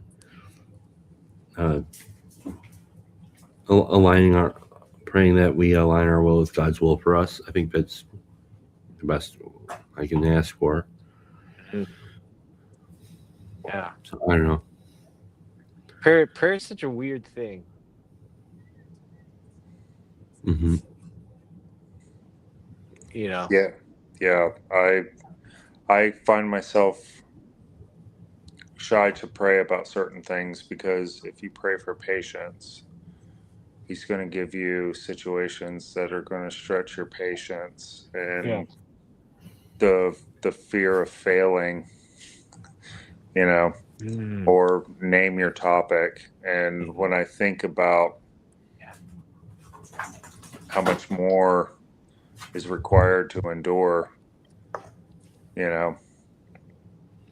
it's I can see why cowardice is a thought process, because I share that myself. I don't know if I'm ready. I think the biggest fear, especially being a husband and a father, is what failure looks like if I'm not able to stretch enough. And yeah, I don't want to see that failure, and at the same breath, even the failure itself, Peter failing to recognize Christ, to get to the other side of that, though. But the torment that he must have faced, you know, like, He yeah, wept bitterly. yeah. And I think cowardice is a good word, Chad. I really feel that, and in some ways, it's what prevents me from excelling sometimes, is because I don't want to see those things happen to the people I love. You know, because I'm aware enough to know that it's not just my failure. It's, you know, it's the suffering that's going to come to those around me when I fail, or if I fail. Yeah, that's well said. I was thinking about this the other day. When Jesus is in the back of the boat and like the storm Sleeping. comes in. Yeah, he's sleeping in the storm. And like the guys are all like, "What the fuck?" And and they go back there to wake him up and ask, you know, to I probably should look up the actual words in the book, but he almost like accosts them, or like, you know, like tells them, like gets upset with them in a way for waking them up and asking them. So what's interesting is like when I think about that, I think about like, so okay, so you don't want me to pray to you and ask for help when I think I'm gonna die? Is that what you're saying? You know, so I can say an annoying prayer is what you're saying, God. You know, Yeah. so it's an interesting way of thinking about that. So, but it doesn't say not to do it. So, I guess God and I, we can have a bit of a squabble, and that's okay. I think maybe, but it's interesting thinking about that. But how do you do that? Because you know, like heretical. people talk about this shit all the time. You know, like bring all your stuff to God and stuff, but they don't mention that. Yeah, but God will also say, "What, you have little faith?" You know. I don't worry about Scott. I personally, no, I'm not worried about the heretical. But I'm not worried about the right theological. I mean, I was talking with Risto about this earlier. Kind of like the right theological moves to make. They aren't really like, you know.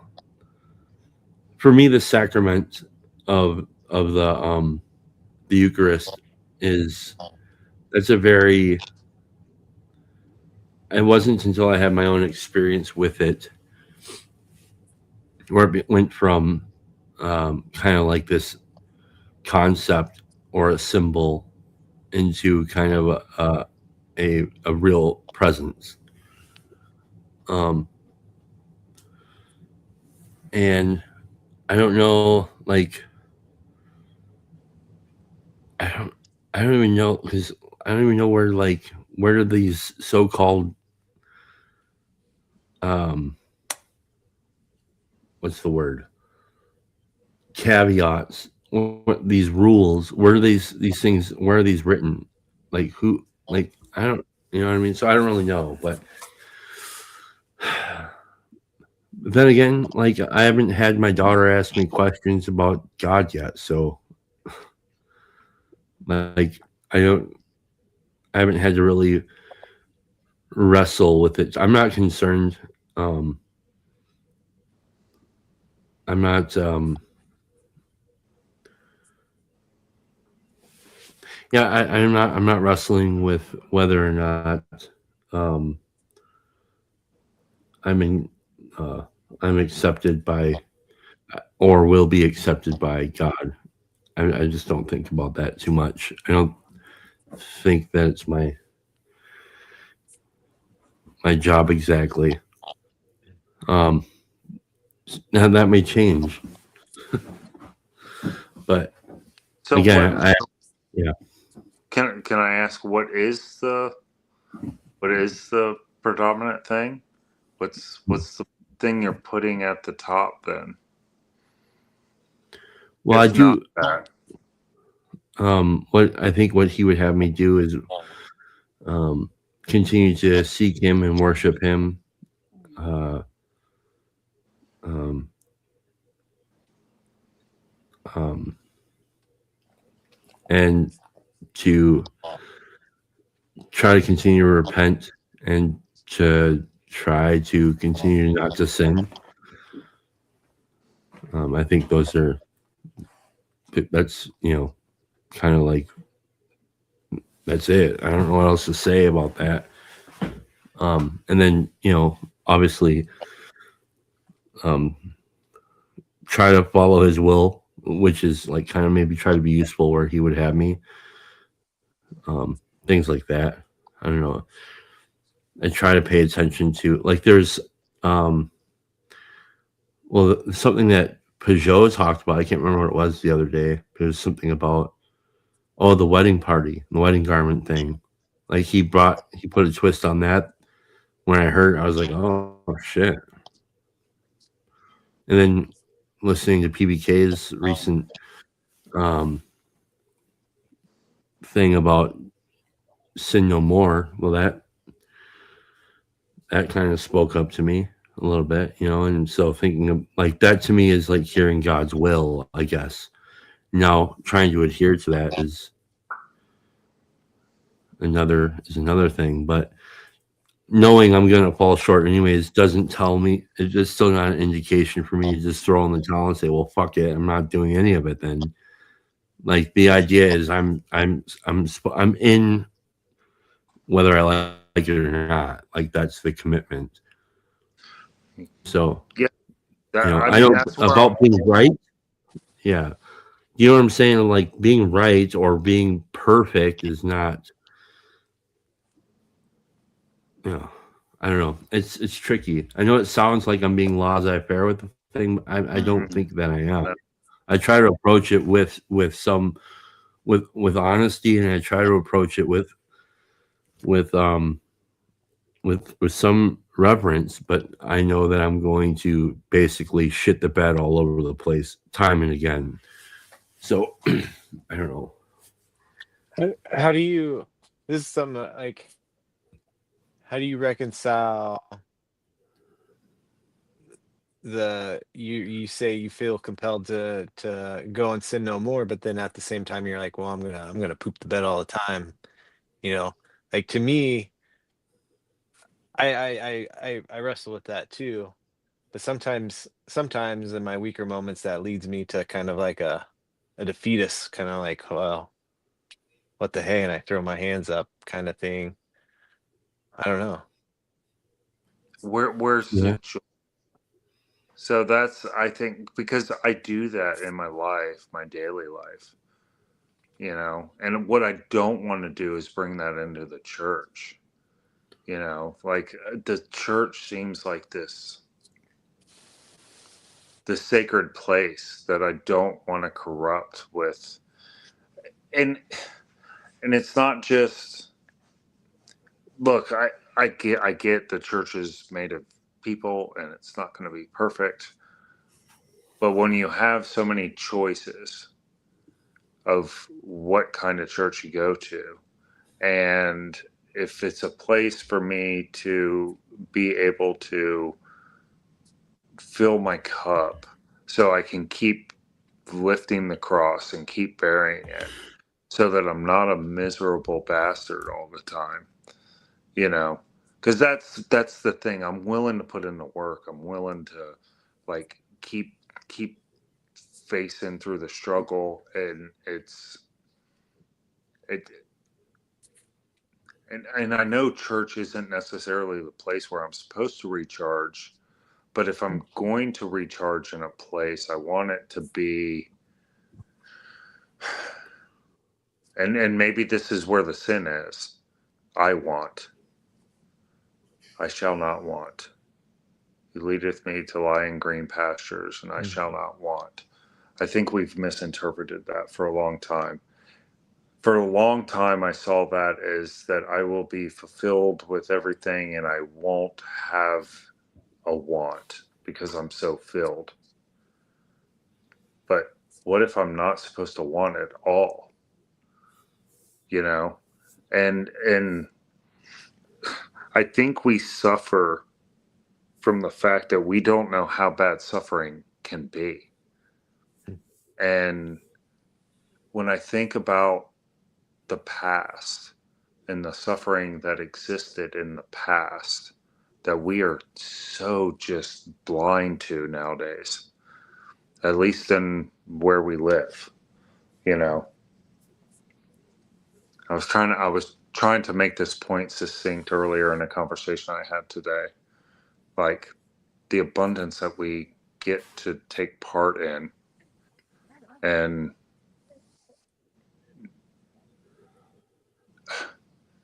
like I just want to make sure that that decision of what church to go to is in line with where he wants me to be.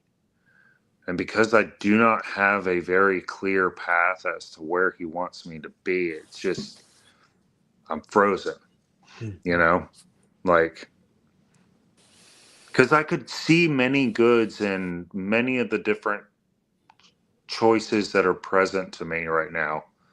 But and maybe part of it is not knowing and just going. I don't know. It's kind of a mishmash of things, but that's kind of where I'm at right now when it comes to the church part of it. Because it's kind of crazy because I feel like I do that in many aspects of my life where I'm just willing to, you know, keep forging through, and I'm willing to accept the fact that I'm going to make mistakes. It's just when it comes to this thing, you know, church.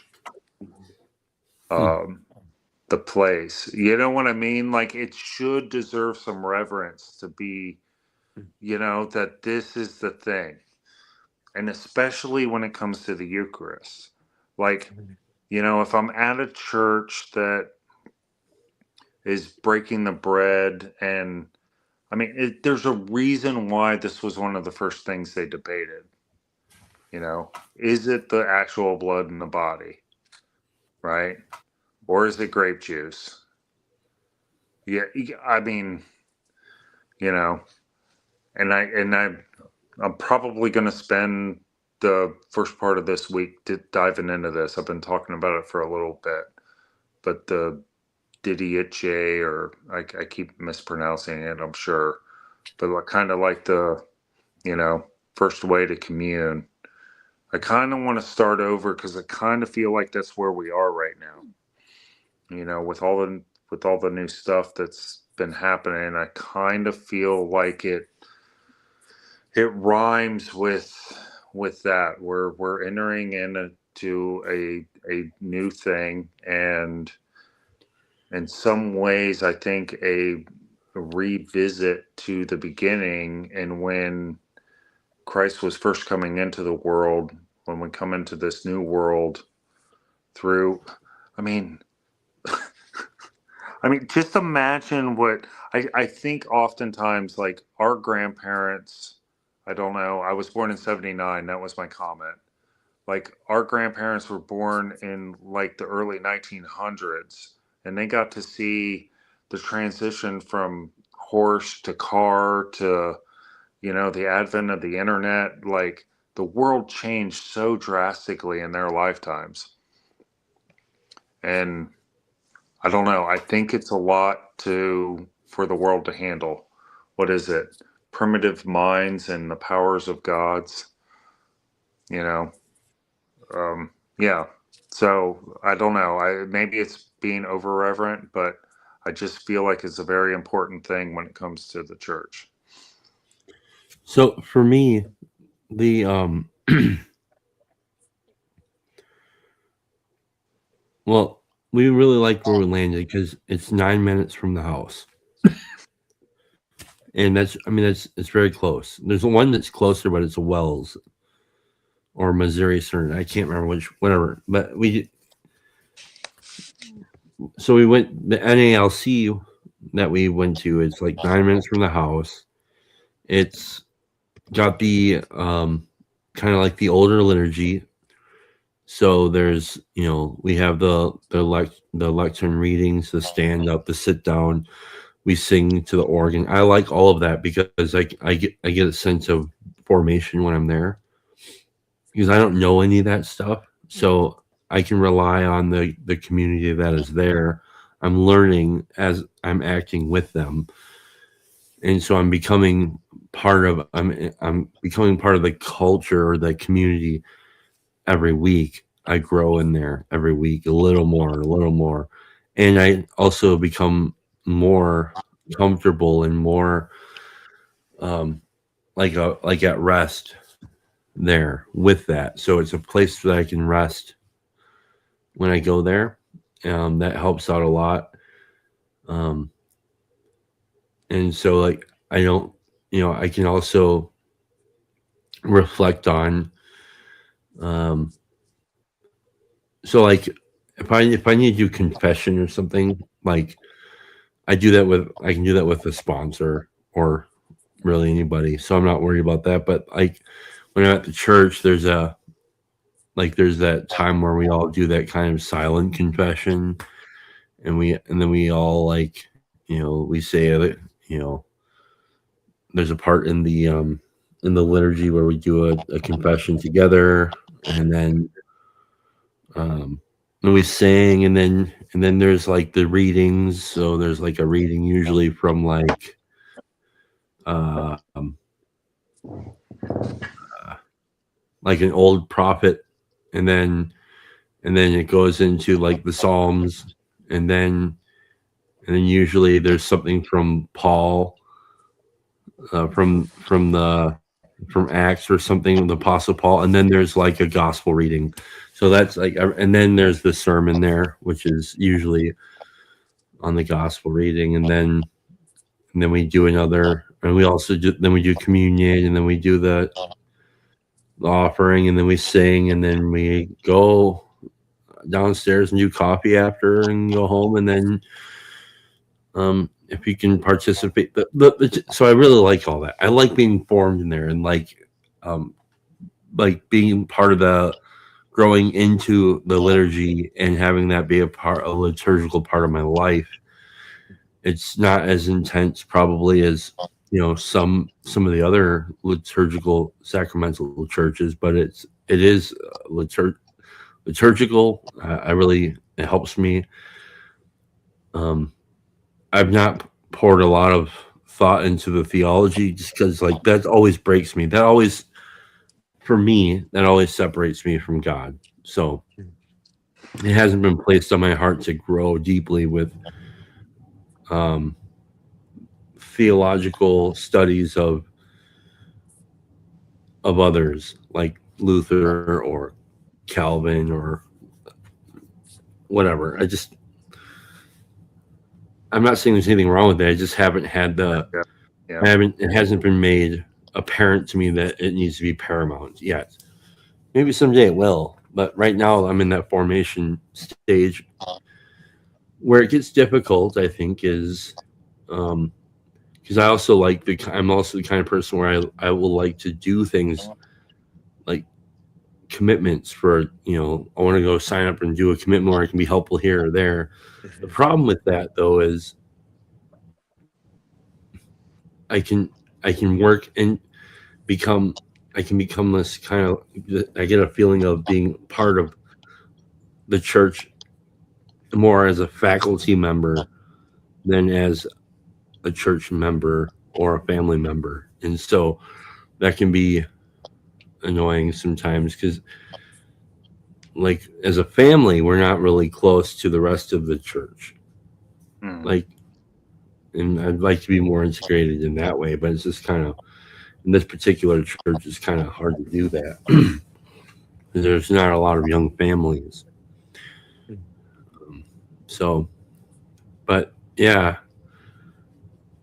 I really, like I said, I really like the liturgical shaping and formation that I get to participate in a lot. Dolly, get over here. So that's very helpful. And yeah, and we do like real presents. So they do have grape juice, and then they also do the wine and stuff. Um, I I think that the real presence is there personally. So um, the more I explain why, the further I think the more I try to explain this publicly, the more it feels like praying in the street rather than praying in the closet. So I'm trying not to talk too much about that, but I think the way to approach that, or the way that I approached it, was um, the Eucharist itself was and communion itself was an event that shattered an idol that I had, and that idol, and in shattering that idol, it was a matter of life and death. And so that's a real. There was like a real. This isn't just a symbol.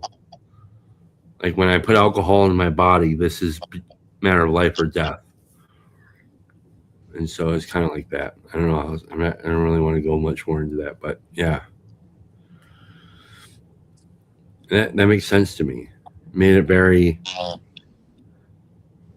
Um, it makes it very, very close. But also my aperture on like God's real presence. Where isn't that? So, Well, yeah. thank you for sharing. I appreciate it. I don't see it as you praying in public. I feel that you're talking to me, and so yeah, I think you point to the reason why, for me, it's so important, because it's a very meaningful thing.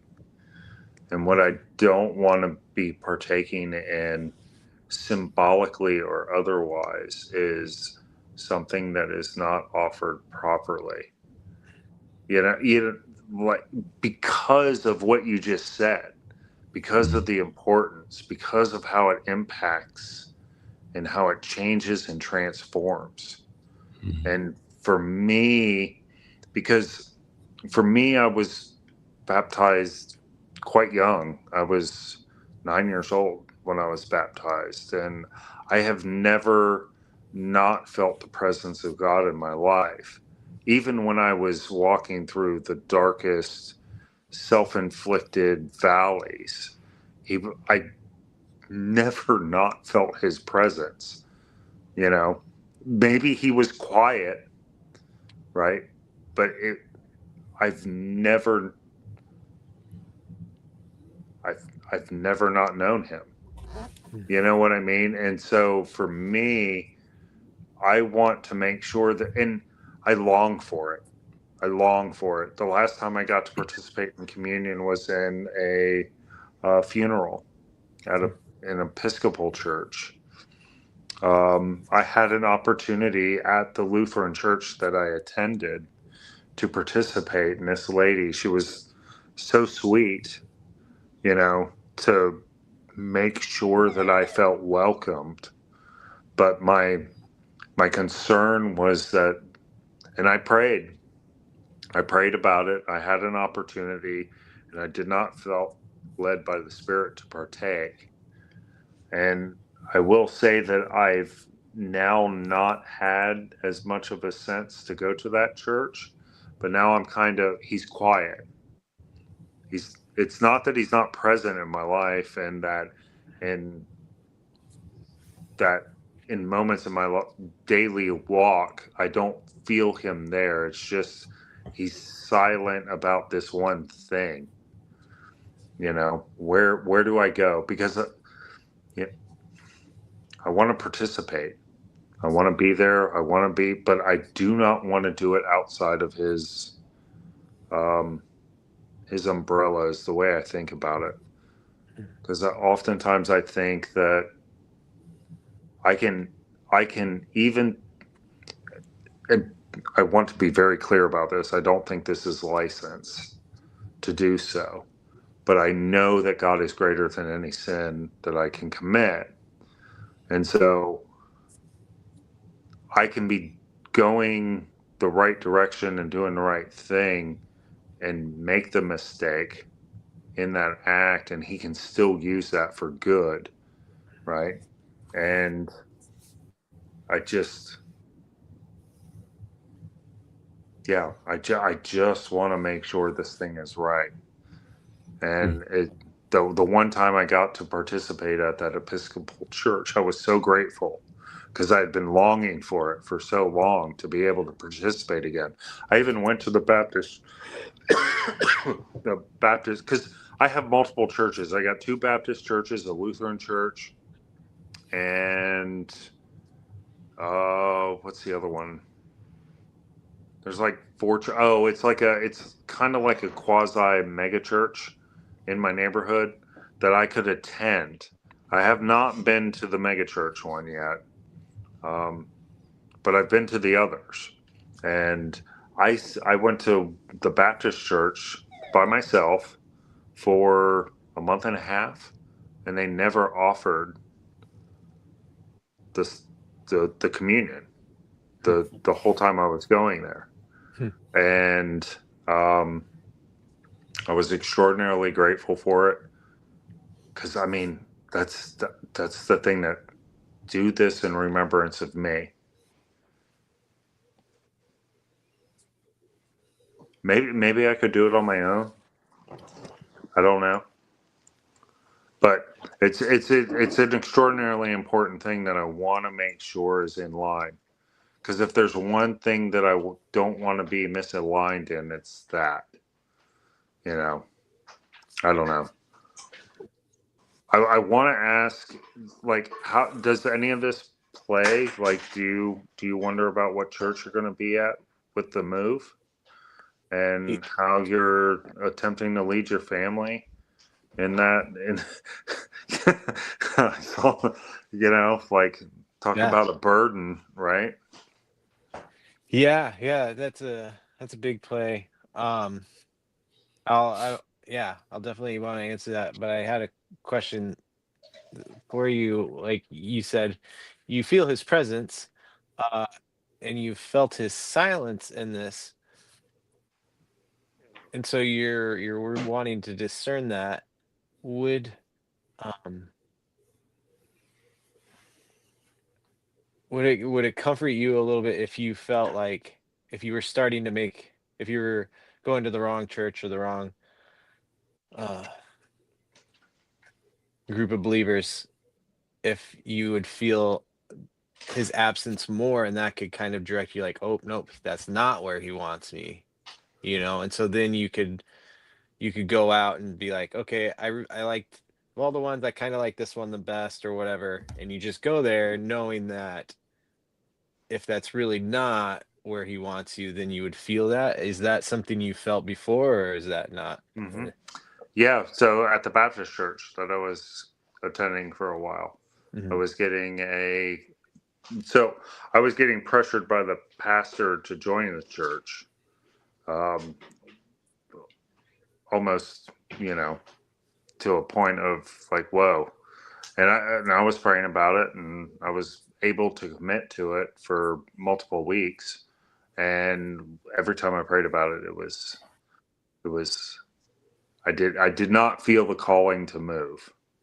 And so I didn't. And I ended up getting the job that I currently have now, where I'm working every 3rd weekend, at least. And so, and that's been one of the many issues that have kind of kept me from the church, is the fact that I have to work. In the past, it was every other weekend. This is the first hospital position I've had where I'm only working every 3rd, which gives me a glimmer of hope that there's something there. But yet I'm not feeling, and feeling's probably the wrong word. I'm not feeling led to attend church. What I'm feeling led to do is this, to be honest. It's participating more in this corner, which is, I guess fine, but are we gonna perform the Holy Communion via Zoom? Well, I mean, even the I Lutheran haven't seen church it done that yet. even the Lutheran church that I attend, they do Wednesday nights, and they do Eucharist that night too.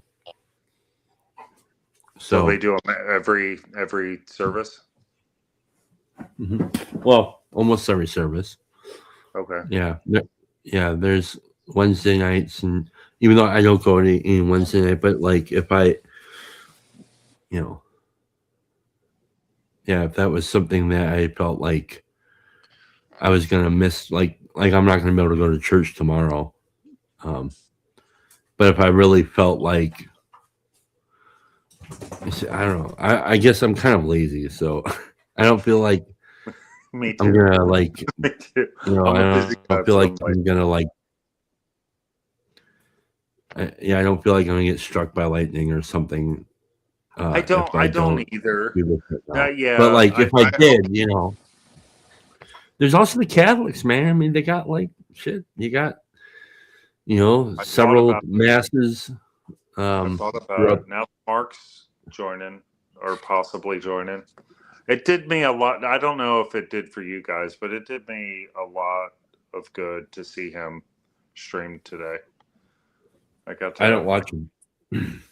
No, I don't know. No, I turned off notifications for Mark's channel months ago. So like I can't. I know. I've become more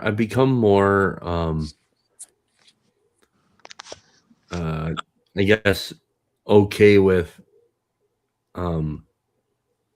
being selective and being vocal about it, because I think that they do have a point that there's a lot of not much nicey all the time, and that we're afraid to kind of say things publicly. And I think to some degree, I think it can be useful to censor and self-censor, but then there's another aspect of it. It's just like, no, I don't have to like everybody, and I don't have to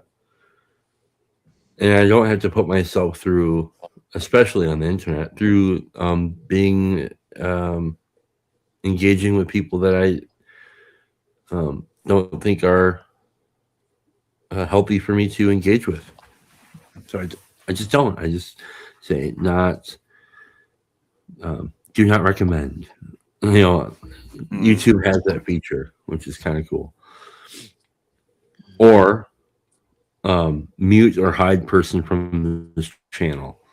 I've done that too. I just did it like an hour ago. So that person's banned from my channel. I don't even think twice about it. I'm okay with that. So, but yeah, as you were saying, sorry, I went off on a tangent there. No, you're fine. You're fine, man. No, I somehow relate to him, I guess, a little bit, even though we're opposite. I felt some of his frustration. I have found, to bring your story into it, I have found that I have found more peace and been much more productive in my everyday life by not being so plugged into that stuff. But I don't know. Again, I feel somewhat called to participate. There's multiple reasons. I mean, my son's 20 now, and he shares many of the views Mark has. So in some ways, by being able to engage with Mark, it will help me with my son, and vice versa. and maybe some good can come out of it. Because I think the thing that I'm worried the most about, if anything, because I think God has a plan in it all, is that I think in our society we've gotten used to the idea of divorce and that being an okay thing to do. And I think the right needs the left as much as the left needs the right, and in trying to forge through the difficult thing that is communicating with one another, holding different belief structures. Maybe I can, in my clumsy, lazy way, you know what I mean? Maybe make the mistake that others won't make following me, and doing that. And so I don't know. Not to say that I can judge another person's heart, but,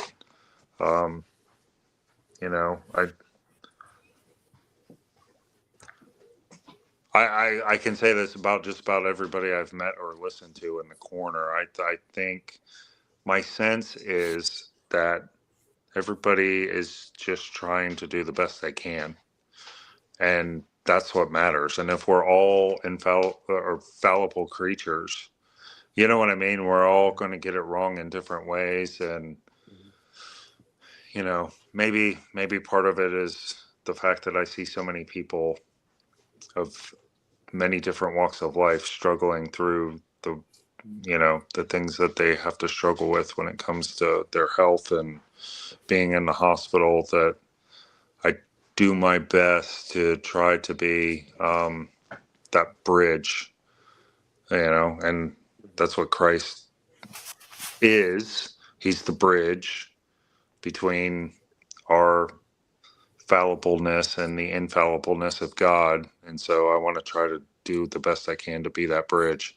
I think too, being on the cusp of different generations, I've always been on the outside of things in some ways, but I think that's been one of the skills that God's blessed me with, is that I can kind of see both sides all the time. I like to take the opposite end just for the sake of argument sometimes, just to try to steel man, and like say, yeah, I understand your point. Have you thought about this? And so maybe we can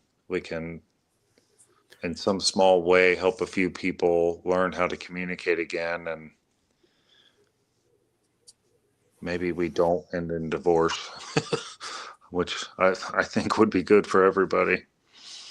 Mm-hmm. Yeah, I find it a similar way as you with your son. My wife leans, in terms of the information and news she gets, like it's much more along Mark's line of what he's getting as well. And so listening to him kind of helps prepare me and helps me understand kind of where she'd be coming from. And so then, oh, puppy. So then, when, because part of it is I realize, like, in her, whenever stuff like that comes up, is she, something has really moved her, right? She's feeling some big feelings towards these things. And if I'm kind of just sitting there taking it in and not really reacting, then that kind of shocks her.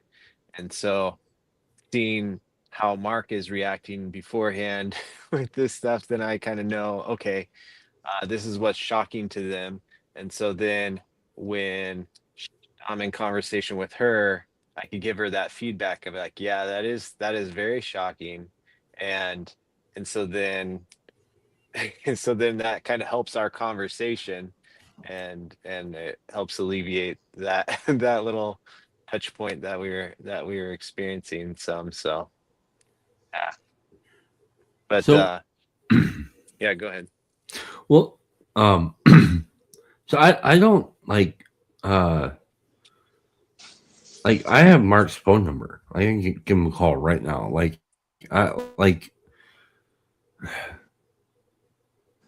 had lots of really good conversations with him. But there's a time where and the other thing is like so it's interesting because he's like biblically conservative, right? But then there's like and hyper conservative biblically, but then like there's the politically progressive, I guess it seems like. And now most of my life I've been biblically liberal, like hyper liberal, and because I've not paid much attention to it, and still pay minimal attention to it. Like I don't read the Bible as much as I probably should. Theologically, I'm more of a 12-stepper, I think, which is very liberal. And then, but most of my life I've been, I would say, what's the word? Not just politically, but like temperamentally liberal, left leaning, and progressive. And like that all collapsed on me, like, 7 years ago. I just can't go back. I wouldn't say that I'm politically conservative or anything like that. I don't really know. I'm kind of homeless in a way. Like I'm kind of like, they all, not just the left me, but like they all left me, and I think they're all fucking crazy. And so I like that's kind of where I'm at with it. But like my wife, she's very conservative, like her whole life, like member of the NRA and stuff like that. Like she's, like very conservative. So I was the guy who would be like, talking about like who would have more progressive ideologies, and that would be appalling to her. And nowadays it's like, yeah, like I don't know. It's so yeah. I think that's where I think I get frustrated where, like I get frustrated with the idea that the political is going to somehow solve the problem, and when we act like that, it really becomes very frustrating. Yeah. Because it's like we're trying to hold on to an idol that is going to fucking kill us. It's like almost like the Ark of the Covenant or something. You keep touching it, son of a bitch. It's gonna. Yeah, I think that's the hidden thrust that PVK's been trying to get at with this series on like Iran and the Vatican leading up to World War I, and how like when we try to impose the spiritual in the government, like it there's usually friction there. It doesn't go well. Not to say that that Christians should pull themselves away from political spheres or whatever, but yeah, I think it's kind of his subtle way of kind of pointing that out. Yeah, and then like I lost faith in the government a long time. I lost faith in the government during Obama. Obama won. And so I was literally left with just like the kind of social issues. I think I said a Marx thing. My wedge issues are parental rights and abortion. So that's where I'm stuck. Because when I think of what the most evil thing that we could be doing as a human race, like what is the thing that would bring about God's blood again? You know, that's kind of where I end up leading, and it's not because I'm political. It's more just like what's the worst possible thing that we're doing, and what could we do to, I don't know. That's kind of where I'm standing. Yeah. I haven't necessarily lost faith in the government. I don't know if I ever had been well acquainted enough with it. I've always received good benefits from it. Like I have electricity and, running water and, never once went Unless you're in without Flint. food. I never went without food, I never, but I definitely have lost faith in political discourse or as a, political discourse as a means of solving a thing. I think is so fucking stupid, and and then I just become wore out on it over especially the last 5 years. It was just like, my goodness. And and like I mean, I was probably 99% of my life I was probably pro-choice because I thought that was the right thing to do. That was the right way of thinking about things. And now I just, I this is weird.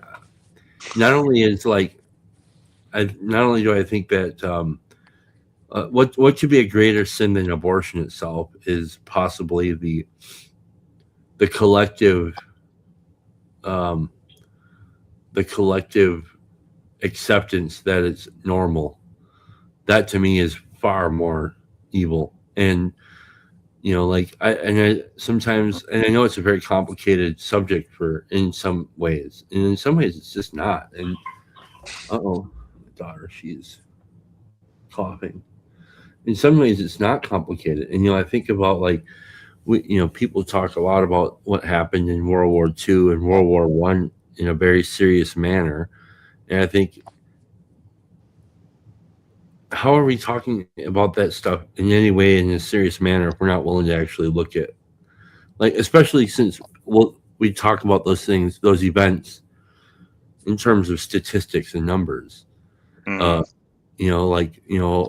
I don't know, however many million, maybe 180, 190 million, maybe 200 million people were killed collectively between World War II and World War I, both of them. 200 million, that's probably a little high, maybe a little high. But how about the fact that our brains can't even really recognize that number? Yeah, but what about this? What about the 175 million children that were aborted last year in this globe? That was in 1 year. That'll happen again this year. It'll happen again next year. And we want to try and talk about past events as if we can talk about them in any serious manner. We're gonna say something like, "Oh, life doesn't begin." What? Especially when we're living our lives the way we are, so haphazardly. Yeah. And no, I'm ungrateful. Yes. Yeah. I think that was one of the most powerful things I got from Peterson. The antidote to resentment is gratitude. That's what I try to do. I don't know if you guys have noticed, but that's one of the reasons why you'll see my comments are usually something around Thanksgiving. Because you're one of the OGs, I've been watching you guys, and I was trying to figure out exactly when it was when I started watching you guys. But with my life, the way I've been able to kind of come in and out, and every time I come back in, I'm learning something, and then I take it back out into the world, and then I learn something again, and then I go back out. It's been a real blessing. And now that I'm engaging, I'm meeting people, and I'm having, I told Chris this morning, he's a part of my morning now. Like, I get up on my days off Yep. to hang out, and it doesn't have to be, the craziest thing. It could just be, what are you doing this weekend? Like, he starts off the thing, and then we have coffee and hang out at the corner store. Like, Yeah. it's cool. It's really cool, and I know it's impacted my IRL. I take that to work. I take that to my relationship with my wife. Something that I've heard kind of clicks in a certain moment, and I'm able to go, whoa, hold on a second, and yeah, it's been great. And yeah, so thanks. Sorry guys, Gratitude. my phone's about to die. I'm at 3%. So, but I agree with that. Thank you. Yeah. Thanks, Later, Olson. man. See you in the morning. See you in the morning. See you in a few hours. It's funny. It's actually probably a good idea. Maybe it's 3 hours. I don't think I've ever done a 3-hour stream on this channel. So It's only been around for a few weeks. this is my oldest channel. I've had this forever. So yeah. All right, man. Well, Thanks for coming on. Yeah. I don't know, man. If you were to ask my opinion on this matter of the right place to land, maybe ask him earnestly to be shown in plain language where he would have you be, and just keep asking, and maybe it'll show up sooner than later. And I would try not to have any attachments to what, I don't know.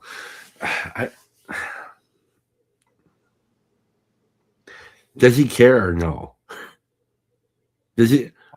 Are you gonna fall Maybe short? that's why he's silent. Yeah, it's like, come on, dude. I mean, I think he cares, but like oh, you, yeah.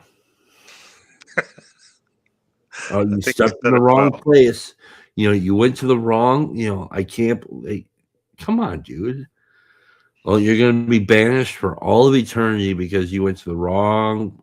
It's like, yeah, it's not even a fear of that. It's just a fear of participating in something I shouldn't be. I think that's more it. Yeah, but dude, this is the thing. It's like it is a bottomless, insane. It's like trying to look at like cells or something with your. It's like impossible, dude. Like, I know, but that's kind of what I do. I've been a science geek my whole life. And the other thing is, you said that you were afraid, like, you might go and bring the wrong. You might sully the place, right? You kind of like, that's kind of how you said it, and yeah, because I have lows. I have very big lows. It's a hospital, dude. You know what I'm saying? It's not like it's a hospital. It's not. I think this is one of the things that how we got ourselves in this mess.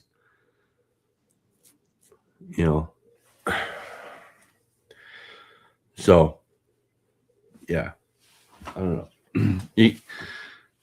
If you're afraid you're going to sully it, we already have. There's no way. I mean, I don't know a single person that's going to be good enough to step through the doors. If it takes, like, at what degree do you stop? Where do you start? Where do you begin to, like, what govern the judgment of who gets to come in and who doesn't? You know what I'm saying? Like, it's like, dude, just go worship, go serve him, worship, and ask him to get you out of your head and into your heart. I don't know. Probably don't listen to anything I just said, but No, I heard you. I mean, I know you want to go off, but I do think I serve him. And I just want to make sure that the thing that reverend thing is done rightly. I don't know. I pray in my closet. I read. I use my Yeah, I career don't know if he's as as petty as a we are. place to give. It's just, and I want to make sure that thing is in alignment with all that. Yeah. And there's so many choices. Like you're seeing all the churches like get ripped apart, and I have my Yeah. I have yeah, jeez, like it's almost like there's too many choices, and I don't know. I don't want to be aiding the wrong one. Yeah, that I think Well, maybe you always that. are. I don't. I feel like I really feel like that everything you choose is going to be wrong anyways. So it's like it's a matter of I don't know, I'm trying. I guess I'm just speaking my own perspective, of my own experience. Yeah, everything that I choose. This is why I pray for His will, not mine, and then like go take action. Right? I mean, you talking about gratitude. Gratitude is an action. I think not just the words we say or the things we think we feel. It's like belief. It's an action. It's love. It's what you do. I mean, if I'm grateful for the kingdom, then I should just go and be grateful. I don't know. I don't know if I don't know where it says it needs. Like our fears become our idols or something. I don't know, and I think that can happen often, where we won't act, we won't move because you have to have the right answer. I don't know, and maybe you're doing exactly the right thing too. Like you're leading with earnestness. You want to make sure that you're trying to serve Him, and maybe that means you'll never find a church and never get to take communion again because it's His will for you to be in torment about the right answer. I don't know. Maybe that is His will. It may very well be that. That's a very interesting path to. Yeah, lonely one too, which is but not another reason everybody's why I taking think on. I'm so grateful for what you guys are doing, because it Yeah. gives me a sense of that, and to your point, it could be the antithesis of that, where this could be just a salve and keeping me from there. I think ultimately He'll put me in the right place, and I think He will tell me where to go. It's just, I'm glad you found the situation that works for you guys. I'm also grateful that, you were able to do it with your wife, that she was a part of it. I think that'll be something that's, Will your wife do it?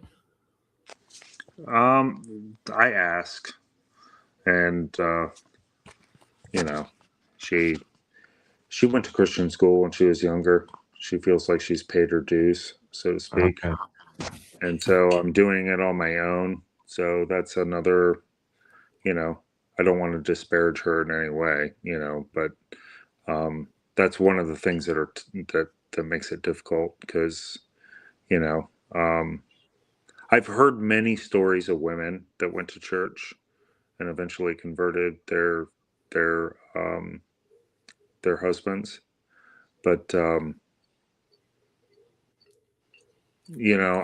don't know if that scenario works so well the other way around, where we're called to be the head of the household and lead them properly.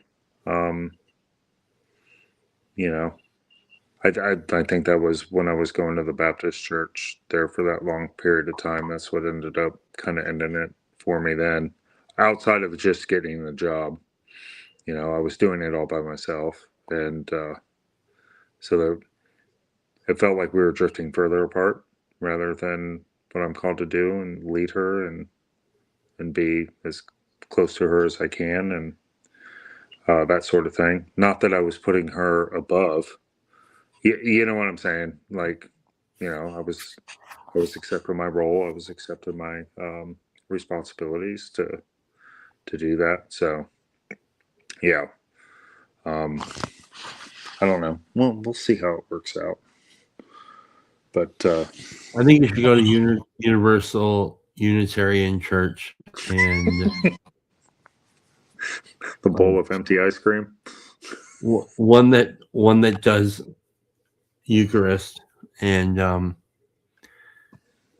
be a beam of light for a Christ-like beam of light for those people. Yeah, I'm sure he'll use me wherever he eventually leads me. That's for sure. Well, I feel pretty honored, man. 3 hour to be a part of it. I'm glad to be a part of it, man. Thanks for helping me feel virtually not alone tonight. I appreciate it. You're very welcome. Thank you for the same. Good night, everybody.